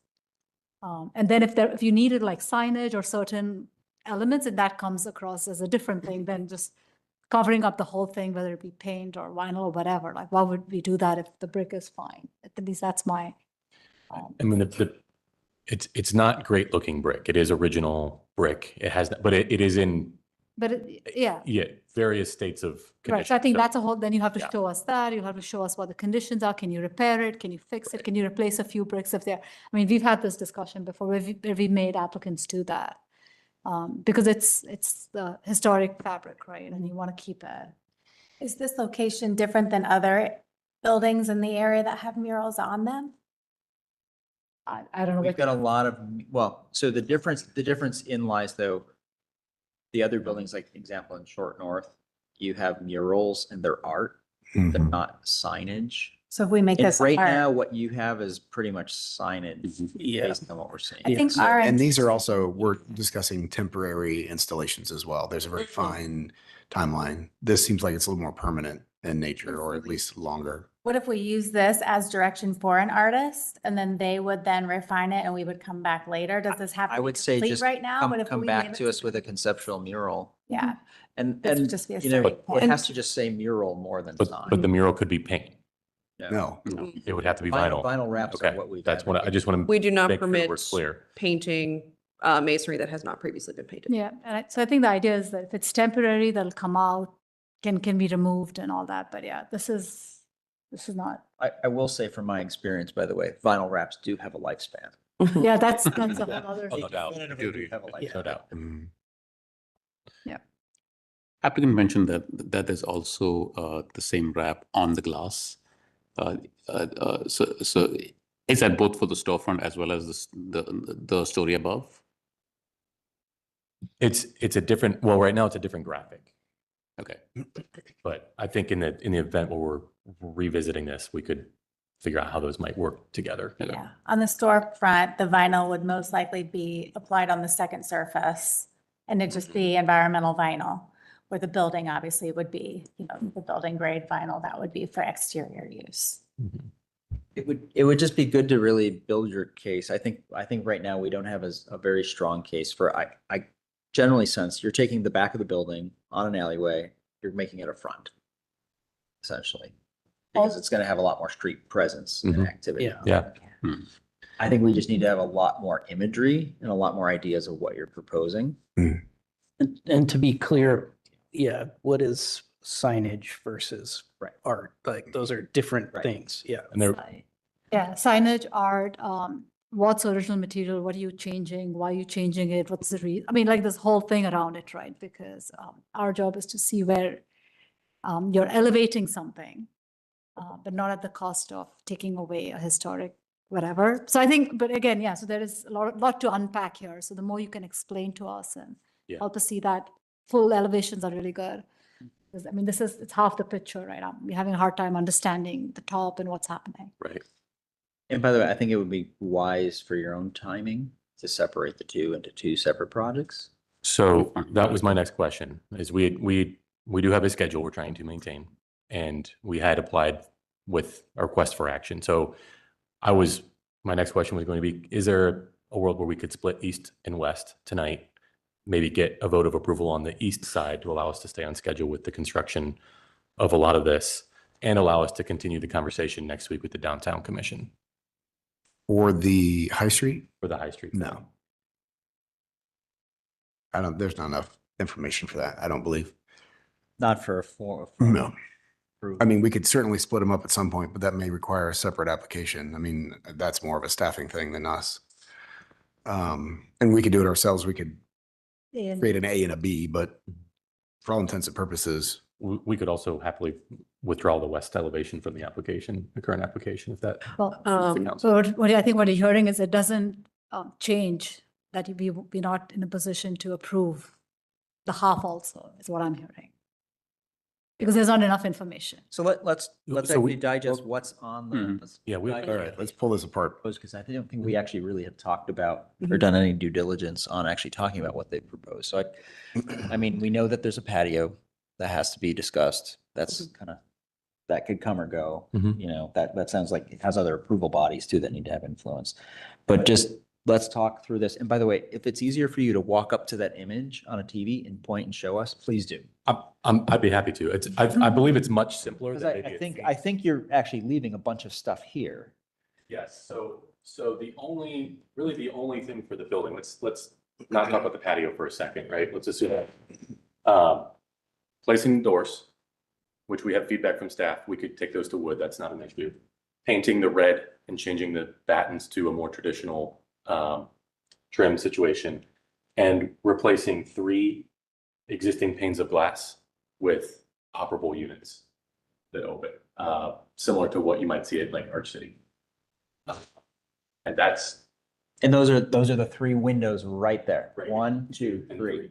So the rest of the storefront stays intact. We're not touching it. You're painting it. Other than paint, right? And it's already essentially just a touch up of paint. Very dark. And then this band right here is where we're replacing all the red with the black battens.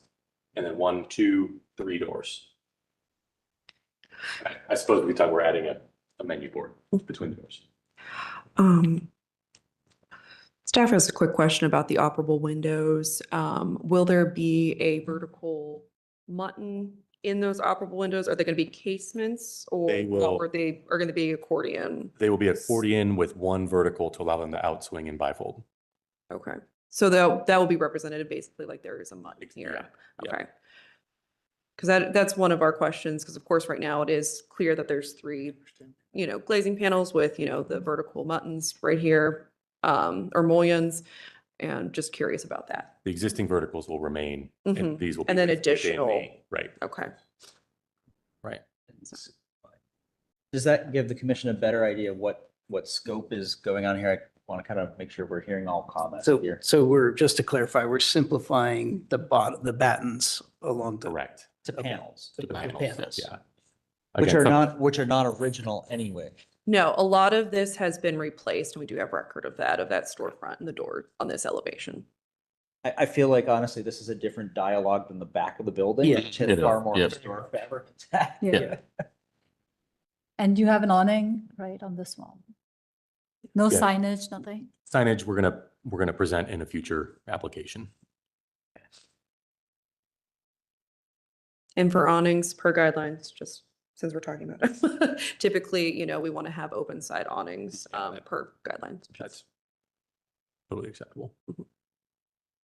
How does the commission now feel about what's being requested on this then, now that we've had a much clearer understanding of the scope here? I don't know if I still have enough information based on the historic fabric that's currently existing. I mean, Just for the east side though. Yeah. what if those windows have been there for 100 years or not? But staff, you've already confirmed that. Yes, so Commissioner Gibney, a lot of this has been replaced, including the storefront windows and the doors on this elevation. We just don't have any additional information on the west elevation. What's existing? Yes, a lot of that has been replaced. I don't know if I have this. Yes. No, not just the glazing, I think just even the framing, like the style of framing and everything has been replaced. I forgot to include that COA, so I do apologize, but we do have record of that. I believe it's all one hole. The entire Yeah. front is just is one big masonry opening. Yeah. Mhm.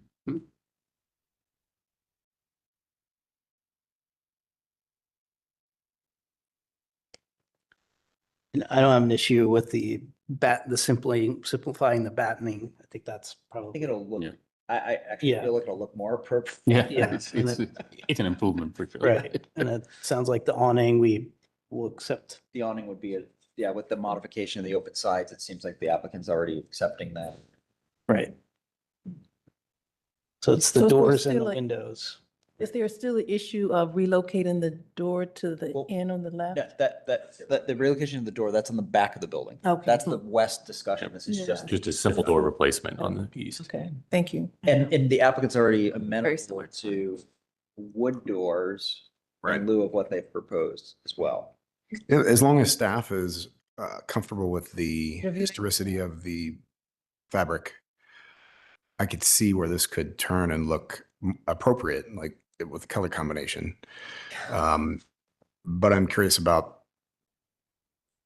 the doors that exist. I'm assuming those have been replaced as well. Yes, the doors, like pretty much that whole elevation. And are has been they replaced. deteriorated beyond use, or what's the situation with that? I'm not sure of the current conditions of these doors, but these doors have been replaced as well. So, for the doors specifically, yes, wood would be more appropriate in this location. We would also recommend painting them, not leaving them to be, For a a natural stained finish. or natural finish. But that's just our recommendation based off of guidelines and code. Yeah, we do have the intent is to have a stained wood finish that would be in keeping with the caliber of the restaurant. And staff's okay with the reviewing the changes that'll come as what we're discussing right now, because not everything's in the package. You're okay reviewing it and saying, For those final detailings of, of course, the removal of the sides of the awning, the review of the new door that's being proposed, that's not the fiberglass door, we'd be comfortable and fine with that. For the patio itself, we would like that additional information from, DPS, if that's even viable in this location. We would prefer to have that information just to make sure, if there's appropriate size between the street and where the patio is. It seems like that in the site plan right now, to allow for the pedestrian access. We could condition our ability, motion though. but we could- Subject to that. Yes, Right. but I'm just saying at this time for that, since we don't have that information. The only other item, I guess, would be the operable windows, of course, that's going to be changing that look between the three, glazing, and it's going to have that additional partition. So that's, I mean, I don't even see a cut sheet for the operable windows. I They're- don't know they're if the towards the back. rendering represents them I appropriately. think they're. They're the back of the packet. There they are, the details. This is That's like a shop drawing of the hardware, right? it's a jam and Yeah, fill jam sections, details. yeah. Right. For the record, DPS historically has permitted patios as long as there's a 5-foot Mhm. pathway. So until we know, we don't, but we can presume that Yeah. it would. but yeah. you aren't even But yeah, from discussing the past, patio. yes, we have Right. seen that. Right. We're just gonna keep that on the side. We're doing everything but the I patio. mean, we can approve the patio. It's just, there's two other bodies that have to approve it yet anyways. Mhm. Okay, so Yeah, then I we mean, we talk can be in about support of it. the patio details as well then, or is that? I mean, the patio detail is pretty straightforward, I think. Just that they fence. proposed. Yeah, so we're all okay with that. Maybe minus the planters or whatever that thing is, but yeah. They're planter boxes and railings that get removed every year Yeah. because they have to come out every winter, is my understanding. Mm, Not sure if they have to be. Yeah, I don't think so. It's on a lease. I think it's a lease now. Yeah. I'm not sure there's ever a time associated with the lease, but Yeah, it used to be, I think, COVID specifically when they were pushing more for outdoor patios, but I think that has Okay. changed. I think DPS retains the right to come and take them out at their pleasure. Mhm. That's the way it goes. Yeah, I don't have an issue with the patio. Yeah, so, Yeah, it doesn't Yeah. seem Yeah. offensive to me. right.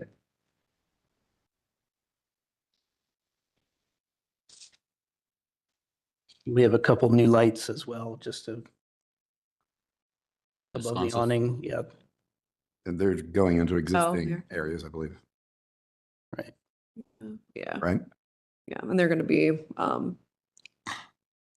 copper, I'm assuming, correct? Or they're gonna be black finish. Replacing existing, right? Yeah, it's just infill of existing. Mm-hmm. Is the copper finish, is that what you're proposing?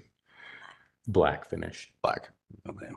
Yeah, apologies, the fixtures are not in the rendering, but I believe there's Great. two Photos. existing that are going to be Mhm. replaced. Matte black. Yeah, there's two existing right above. Oh, they're fixtures that are already there. Mhm. It's just a Right. fix- Just just fixture that replacing you swap them out. You Swap. So we know where they are. Yeah.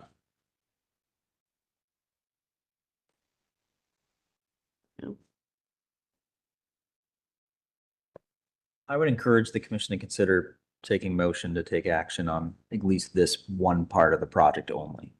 Yeah, yeah, because at this time it is conceptual, so yeah, we'll have to motion it to action and then make a action motion on that. Right, we have a two-step process. Yeah, two-step process. And how does the commission feel about the operable windows system? And just, you know, since that is going to be an alteration of that facade. I'm not offended because I feel like if this were built in, you know, this were a beer hall in 1900 Columbus, they would have had something probably similar on the front. And storefronts were kind of meant to be replaced in and out quite frequently. And there are other examples in the short north that, Right. yeah.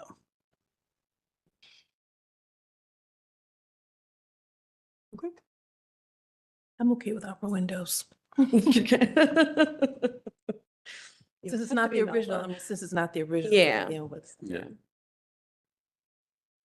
Short of the surround being painted, I'm wrapping my head around what's going on, and it seems like I think that these directions are complementary to what we have existing.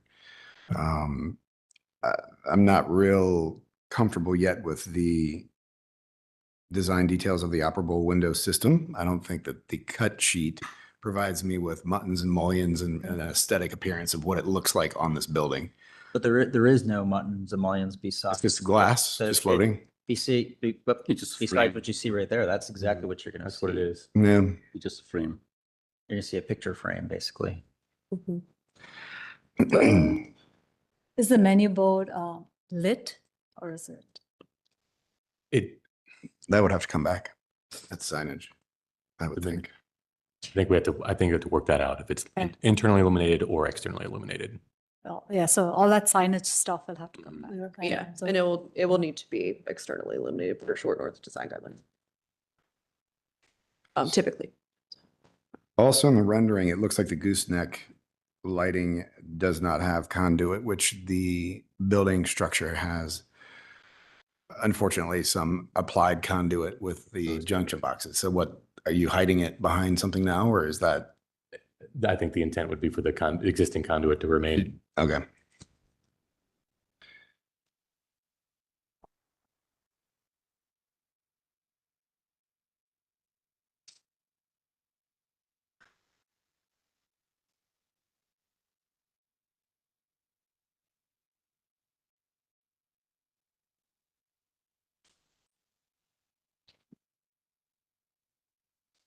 Any other thoughts? Also, I guess it looks like in the rendering, it looks like the sort of surround where it looks like there's some masonry and then the cornice on top. Is that to be painted? And is it already painted? Is it being Believe it already is painted, and we did intend to paint that to match the dark paneling. gray? Okay. I will say, painted masonry, though it is painted, we do recommend for it to be painted more of a stone color instead of a black or things of that nature, just to more represent that it is still stone. So if it is going to be painted, and that is the proposal, we recommend to change that from black to more stone appropriate color. And it does appear from the rendering that the side brick kind of piers are going to be painted as well. Is that the intent? Or is that just kind of? All three sides, Okay. which I think we're certainly open to the commission's feedback on. Again, I go back to, if it's a good catch there, Commissioner. If it's brick and, I don't know, we've not allowed folks to paint bricks in the past like this. In fact, homeowners have painted it and we've asked them to remove paint and fix the bricks. So. It does appear to be wood though. If you zoom in, Can't tell. It's got a lot of cracks. These are not the best photos. It does have a coating on it. Currently, it looks like in these piers. Not the sides, but the top. Oh, no, it on the sides. Yeah, the top, yes, what? And the sides. If the top is wood, I guess that's different. If That's that's all different. masonry. Yeah, That's yeah, different, yeah. I'm talking It doesn't about look, this. and the pillars do have a lot of cracks in them. So I think it might be masonry, but we I can think get it's more masonry. information. It looks like a hunk fell off Mhm. from thawing and freezing and everything else. looks like paints are delaminating off of it. Yeah. I think we could definitely entertain painting the yellow, a more stone-like color, and not painting the brick below. Sounds good.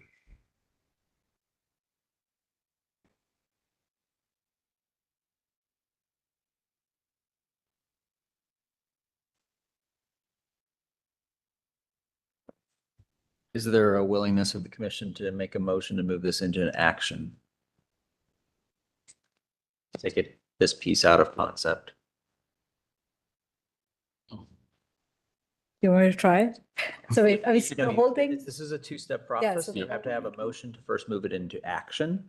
Then all a of it or second- split it? No, you can just choose to move a piece of it. Whatever the motioner is making a motion on. Complicated, but you got it. And then after that, after we would vote to take an action and take it out of concept, then we would have a specific motion related to whatever that. So first I'm going to split it into two in its current conceptual state and then Mhm. make the first one into an action. Mhm. And the other one does not need to be motioned on anything because it's just conceptual at this Right, time. Yeah. Right, okay. So let's try this. You've got it, Commissioners.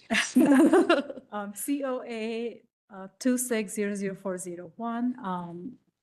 The motion is to first take this conceptual application and split it into two parts for the two facades. So part A is the High Street facade, and part B would be the Wall Street facade.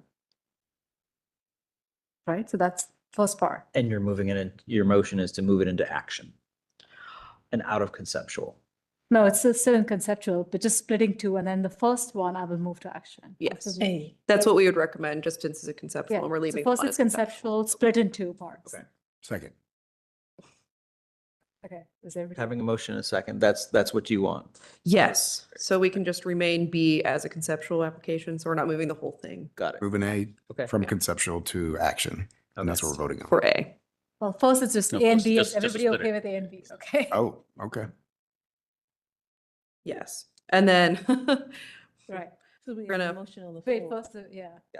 Yes, we do have the motion on the floor because it is it's Yes, been for- seconded. yes. I just want to make sure we're clear on what. We are clear. What our action here is first. yes, Yes. we are clear.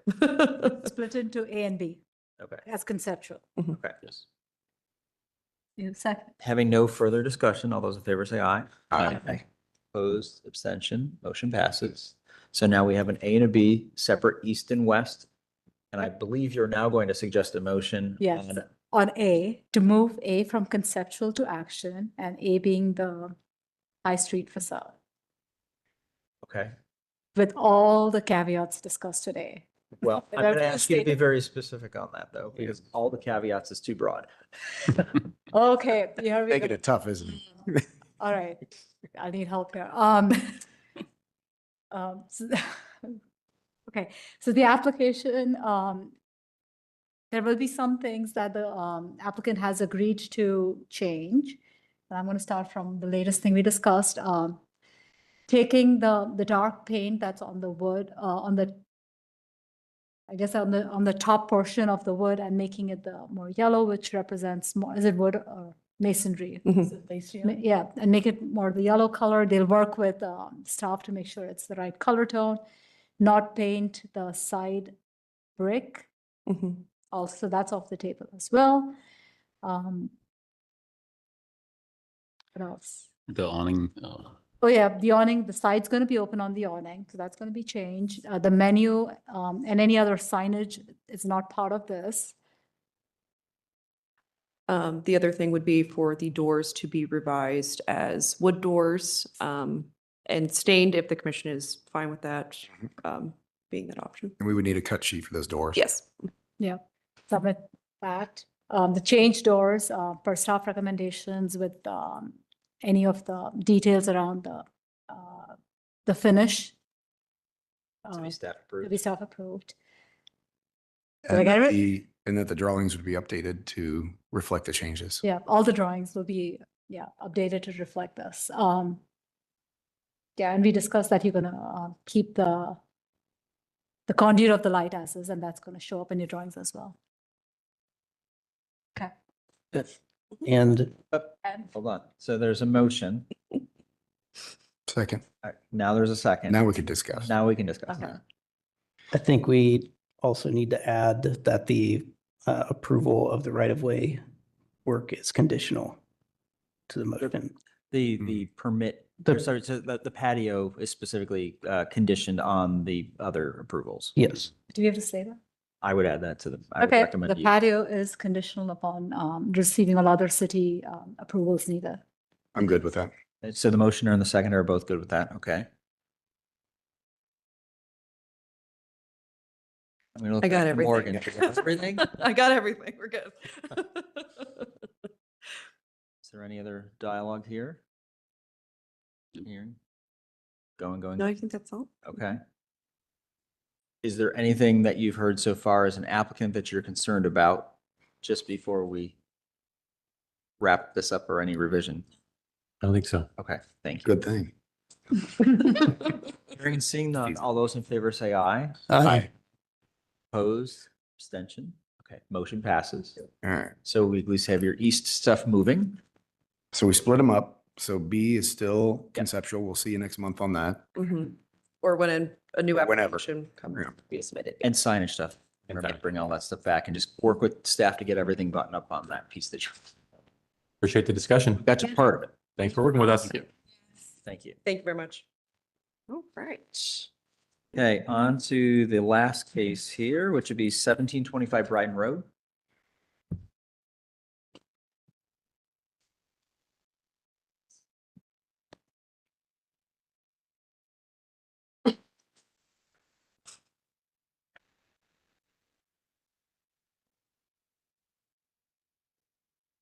And anybody that's going to be talking, I'll have you come close and all raise your right hands.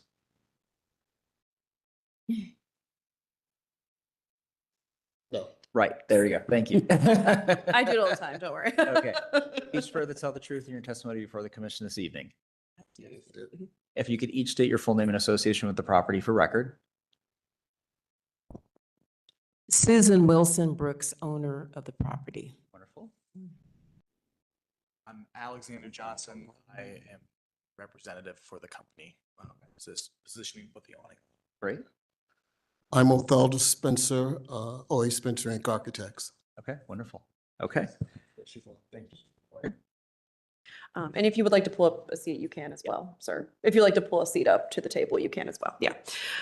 So this is to install new retractable awning over second floor terrace, install third floor level roof terrace with matching aluminum railing as installed on the second floor terrace, and remove two existing historic windows and portions of the roof to install new terrace full light door. Property was previously approved in 2023 under HR 2307-032 for a rear addition. Applicant returned in 2024 under COA 24-00556 for the rooftop terrace, which is still pending approval for final conditional items to be submitted, which includes updated drawings with single door and handrail.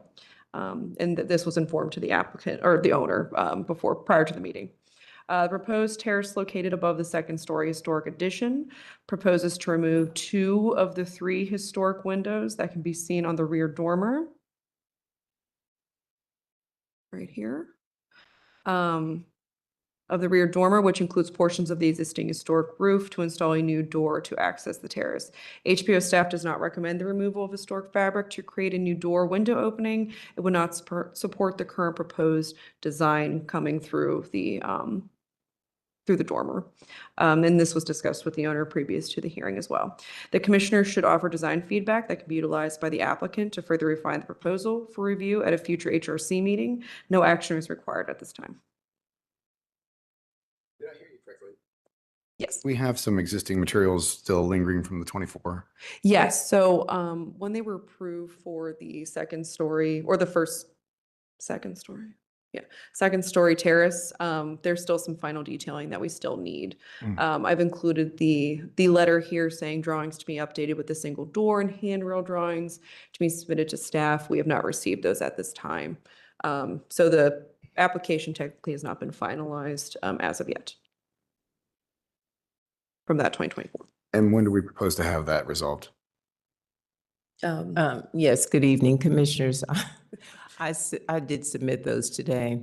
I apologize. It was an oversight on my part. I lost my husband in the process of everything, and I didn't see anything. I didn't really, it was kind of a blur to me, so I apologize. And when I did speak with staff, she asked me to get them in before, and so I submitted them today because now I have another responsibility. I'm taking care of my 97-year-old father, who was in the hospital yesterday again. So I got those into you today, but I heard you tell the other people that it was too late to get, for you to make copies of them and present them. And with that, since that is technically a staff item, that was coming to staff as conditional, that's something that we can do outside of the hearing. So you're okay, but I do want to get that finalized and everything. So that was my oversight. We'll review as soon as we can next week. Okay, thank you. You're welcome. I think the awning is nice. I like it. I was going to say, That's an easy I was one. going to say, what I want to do is provide them the right to just walk us through what you're proposing, why, tell us about it. We'll give you some feedback. Okay, so the terrace has been fabulous for me. It's been great, very therapeutic for me and relaxing. But I just noticed that during the day, I'm not able to be out there because of the sun. So hence the retractable awning. And I've also started living up on the third floor a lot more and sleeping there. So I realized there's no means of egress that would be safe in case a fire broke out. So I wanted to put another terrace up there and access a means of egress to get out in case of a fire or any other kind of emergency. Basically, that's where we are. So I have Mr. Johnson here, who is with Mary Grove Retractable Awnings, and he can give you more information on the awning that we proposed. And Mr. Spencer can discuss more details that you might need for the rooftop terrace, which would be similar to the second floor rooftop terrace that I already have that you approved. But the means of egress details, he can provide those for you. Good evening, everybody. I've been with Mary Grove Awning for 7 years. We're a 93-year-old awning manufacturer out of Detroit, Michigan. We manufacture, deliver, install, and service our awnings in-house. We do not use any third-party contractors or any other affiliates other than Mary Grove employees. The awning is coming from Detroit, Livonia area to be exact, but our crew is here locally in Hilliard, as am I. I'm an Ohio native my whole life. So I originally checked out the space. Installation for our purposes has plenty of height and space for my client to basically operate correctly out there. She's due west facing, so setting sun, afternoon and evening sun is what blasts that whole area. So from 2 to 8 or whenever the sun goes behind trees or buildings, it's basically constantly getting hit. So my crew has already gone out there because it's on a second story terrace with no exterior stairs. We've done a field check, basically just making sure that the space is conducive for us to be able to get an awning up there, and then also checking out the space behind it where we're going to be mounting that awning. There's only 3 components with a retractable awning. There's the frame, fabric, and motor. The entirety of the frame, which would be actually in this black bronze here, is powder coated aluminum. Your odds and ends, mounting brackets, motors, all that good stuff are stainless steel. And the fabric that we use is strictly polyester, which is what we found is the best with tension-based products. All is that like a scissor type? So basically it has a scissor frame that pulls out and then and it all retracts and rolls back in. And that's exactly right. Okay. Yeah. Basically 2 articulating arms on themselves. So when this thing is not in use, which is, let's say 50% or more of the year, or even greater. Mhm. It's just. You see a valance. bar. You just see a. That's correct. See a valance and that's it. Yeah, the A little tiny piece at the end. the cassette where the unit is 9 inches. So that's the main unit of fabric is completely encapsulated in there other than the valance. The valance is not a permanent thing. It's not connected to the main unit, so it can be removed with basically take out 2 screws on the end hanging bar there and it will slide out and anybody can roll it up. But yeah, oh, please. Go ahead. Sorry. No, yeah, the last bit of this too, and I just wanted to press is that this is a warranted product. This is why we keep it in house. It's 10 years long. It is fully guaranteed, and so that will cover frame, fabric, and motor for all 10 years. So we back up our product, and we're a long-standing business, and we're not going anywhere anytime soon. So in this, so to help me understand. Yeah. There's another image with the awning. Yeah, that one. Yes. Yeah. There is no other physical attachment to the facade here, like. Just the only It floats. Really, floats. it's kind of neat. Yeah. Mhm. that is correct. Yeah. And they're strong enough even with upward shear winds. They're pretty good. Yeah, absolutely. Durability and that kind of thing. Yeah, that's why we're structurally getting into that component back there. The other part of this too is that we are affixing a wind sensor to this awning. And so Oh, that's good. it's for automatic retraction. Basically, in the wind, the awning shakes. And if it shakes too much, the wind sensor kicks on and it shuts itself.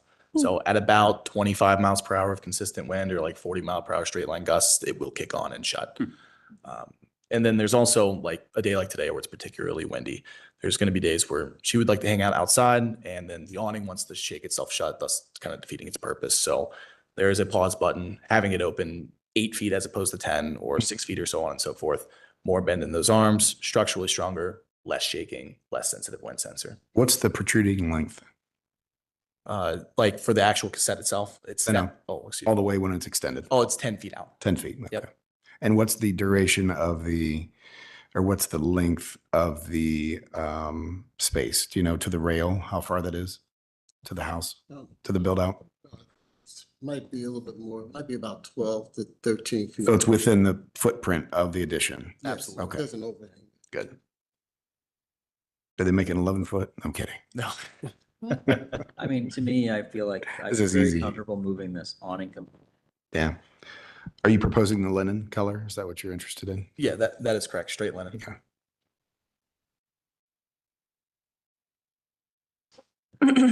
I would be in support of that.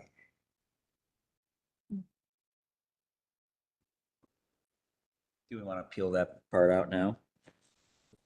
Good.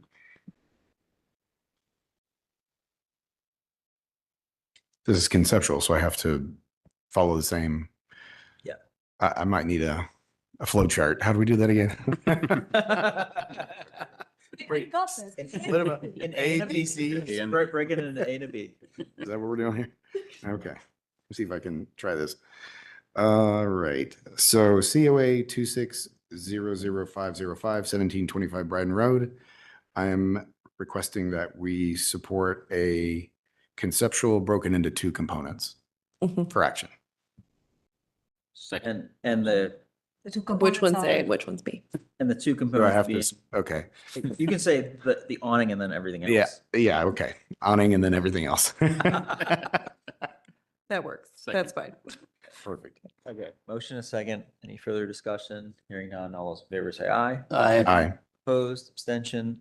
Okay, now on to COA 2600505A, 1725 Bryden Road, the installation of the awning as proposed with the color and the details, finished details if changed from the proposal to be submitted for staff for final review. Second. Second. Okay, having a motion and a second down here. Any further discussion? Hearing none. All those in favor say aye. Aye. I like that idea. That's going to help you. Motion passes on that. So we've got your awning fully approved. Now let's go on to part B. So Is it okay if we excuse? Yes. Oh, yeah. He's been quite patient.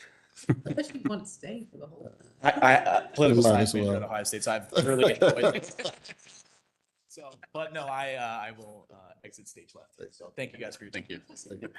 Yep. the same. Please take my seat. Sure. I'll take yours back as well. Okay.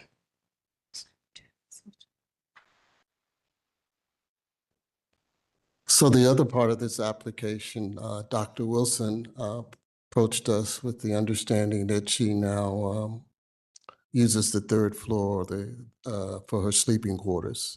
And- well, her living quarters. And was concerned about egress off of the floor and also utilizing the floor. So we looked at the possibility and what we could do to provide that egress off the floor. And it would require the removal of 2 of the dormer windows and replacement with a door, and also the utilization of that roof area for a terrace area. And this is a preliminary proposal that we're presenting to you today to get some feedback. So if you were paying attention to the other applications, I think the same, I feel like I'm saying this now the third time. When it's an existing opening and if you're changing, or an existing window, and if you're changing the opening and converting it to a door, it's a much higher bar, and there are only very seldom circumstances where we've tried to do that. So I guess in this case, what I'm hearing is that it's not a fire safety hazard, it's a preference. You would like to get out of there and you'd like to have a terrace. And is that accurate? It is the existing windows don't meet egress for fire. No, but the existing window as is will be fine if you don't need the terrace. Right? No, it would not be fine for egress. Right, so. But it if- is- Under the code, if they're gonna occupy the third floor, 5.7 square feet and a 2-foot wide. Oh, the code, I believe it requires a 5.7 square foot exit and the minimum of 2-foot wide window in order for you to have habitable space, living quarters for. Well, but- emergency on the calls. third floor. Right, so that's, but I'm saying, okay, so even, thank you. So even with that, the want of habiting that third floor is just something that's a preference. It's not a necessity. It's not, it doesn't make the house non-functional. Like, is that right? Because you have the house. Well, and was it permitted? I mean, if the space was just renovated and originally it was designed as an attic? So, No.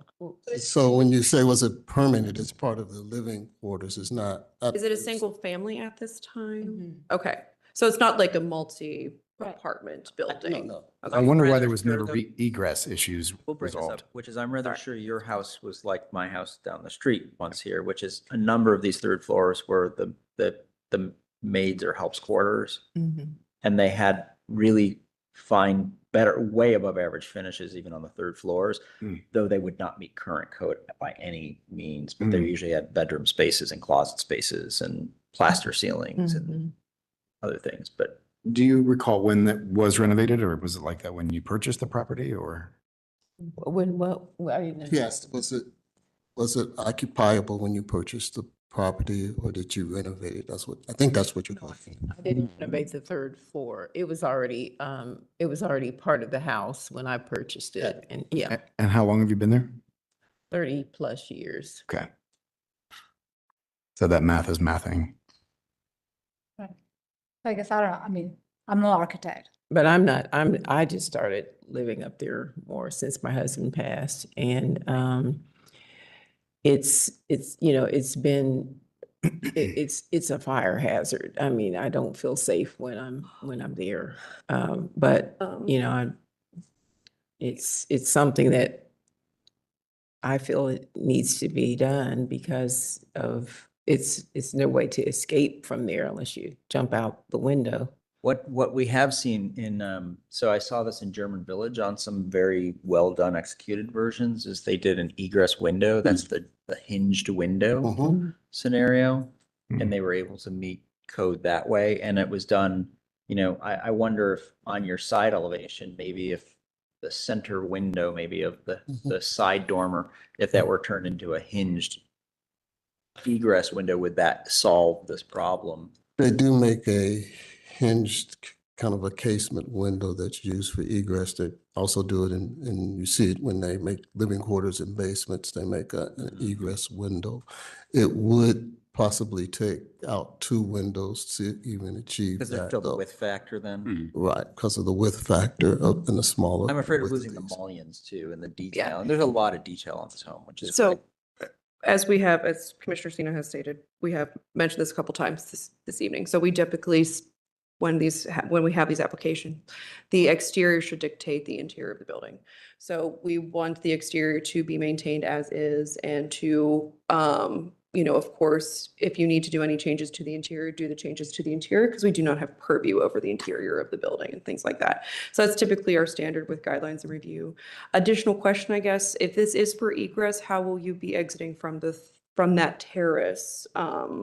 If that is for egress, where's the next step of egress, I guess, from that Well, terrace? egress doesn't always define you getting from that location to the ground. It's Yeah. getting out the location, the fire department with the ladder coming to be able to get you out. So it's not like building a fire escape. It's getting out, being able to get a person out of the facility. That was just my question for additional egress from the third floor. On the left side of the house as you're facing it, there's a dormer there as well? Yep.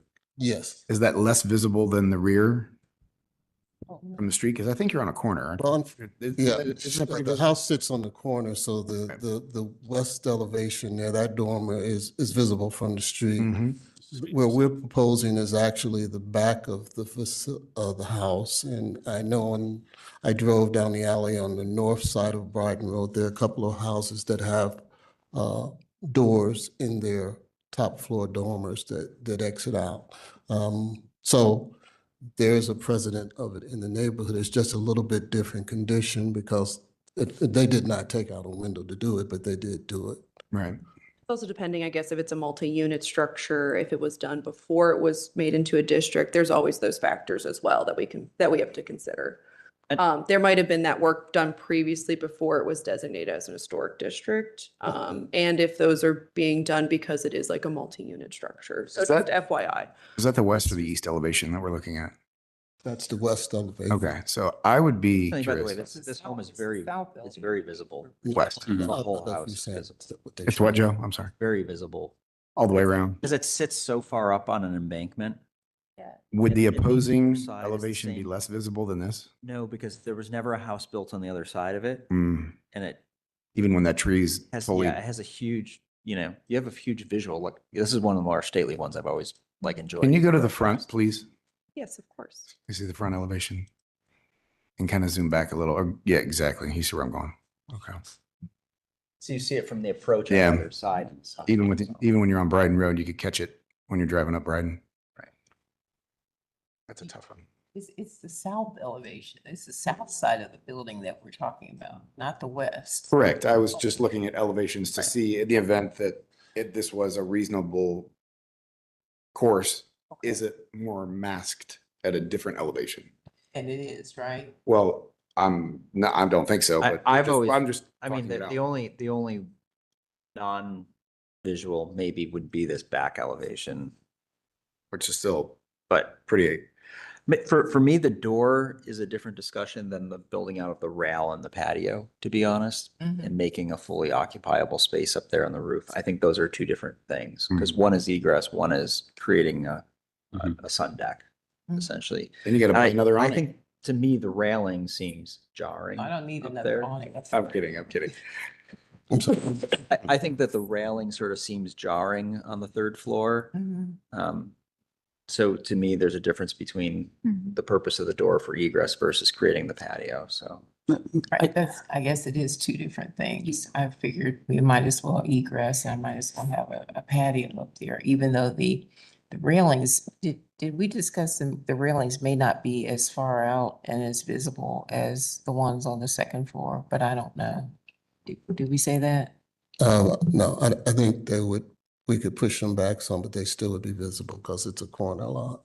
Something that would help me is to have a little more of a better idea of the actual size of the openings on that elevation of those 3 windows and the height and all that. Okay. That would help me to at least understand what we're looking at. The other thing that will happen is what you're proposing putting in the door, realize that you're going to end up cutting through the cornice line Yeah. and the box gutter that you have on your house, We will, which will be a material alteration. We talked about that. we talked about, which we haven't illustrated, but we talked about building a slight platform to step down from, going over the box gutter because cutting. Leave the box in the corner. Right, and go over it, right, right.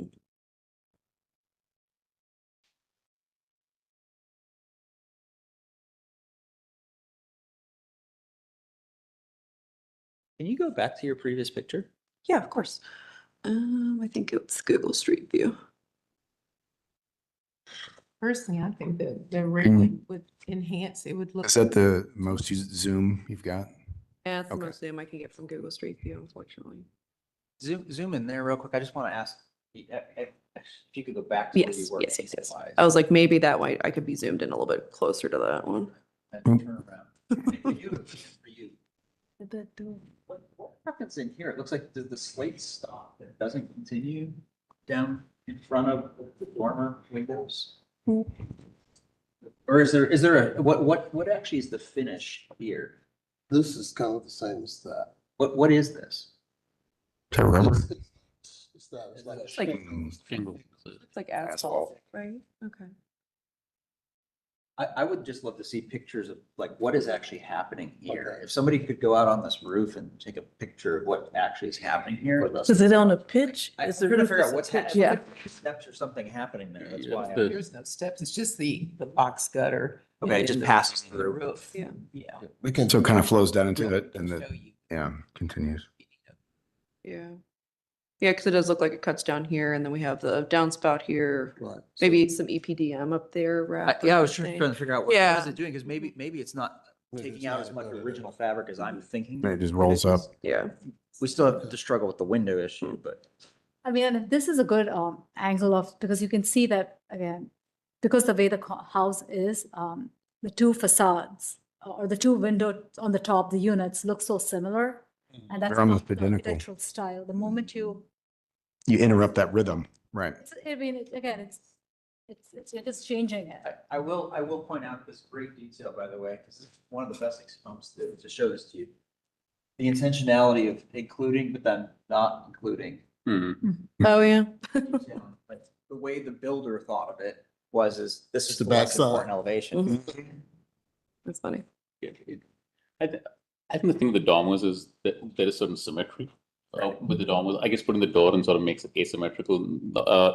Well, if there was to be an egress window, and this obviously takes out 3 windows, not 2, but if it was made symmetrical within itself, with an egress window in the middle, with 2 smaller windows on the side, then it would still at least maintain some symmetry. But of course, now we are taking out 3 windows versus 2. So I think the asymmetry of the door Is the thing that's jarring. is the thing that's jarring. So Yeah.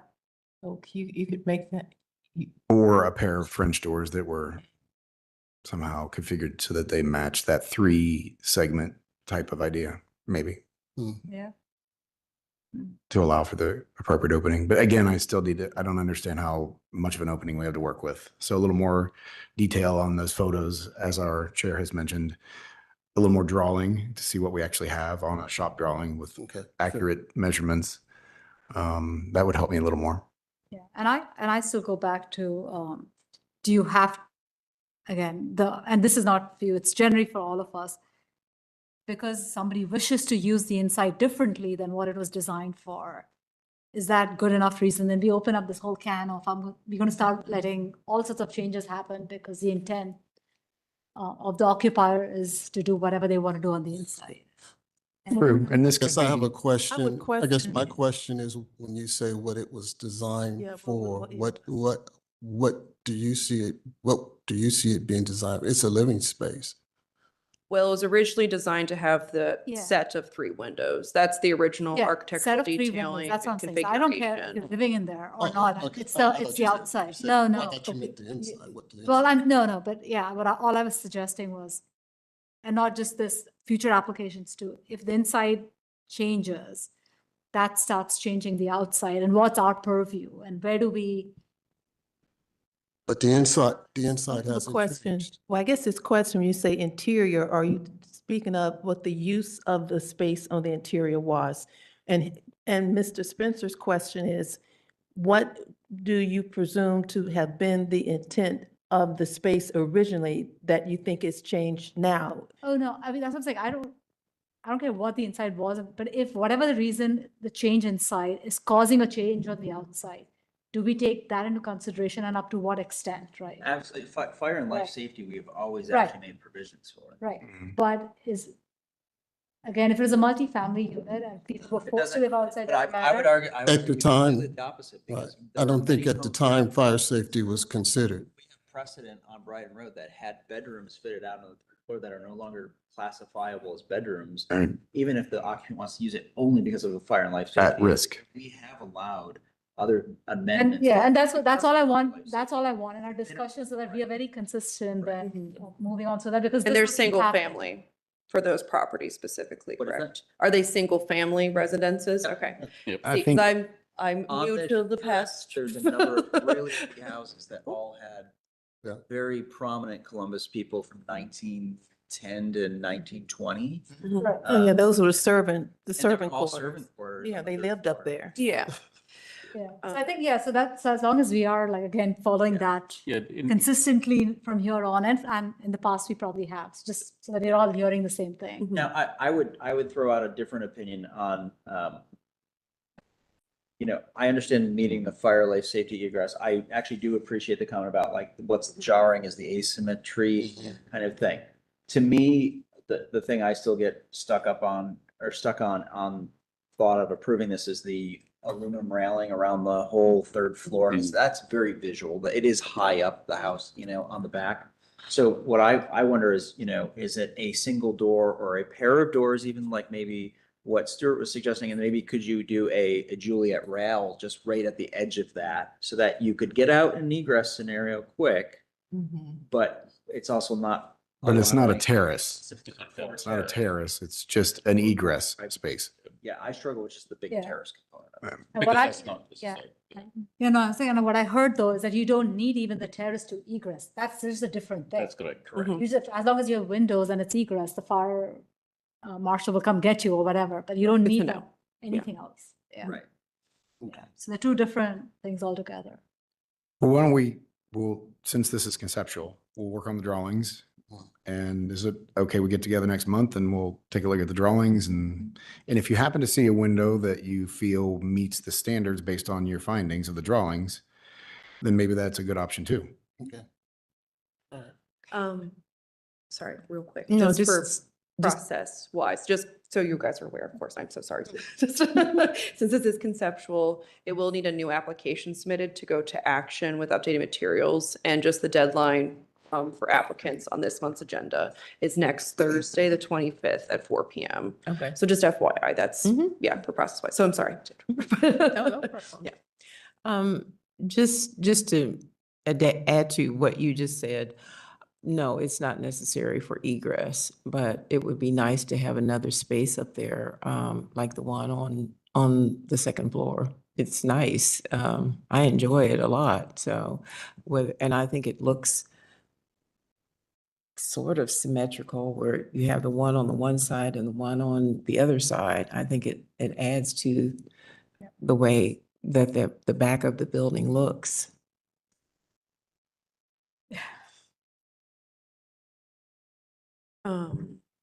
Sorry. Okay. Okay.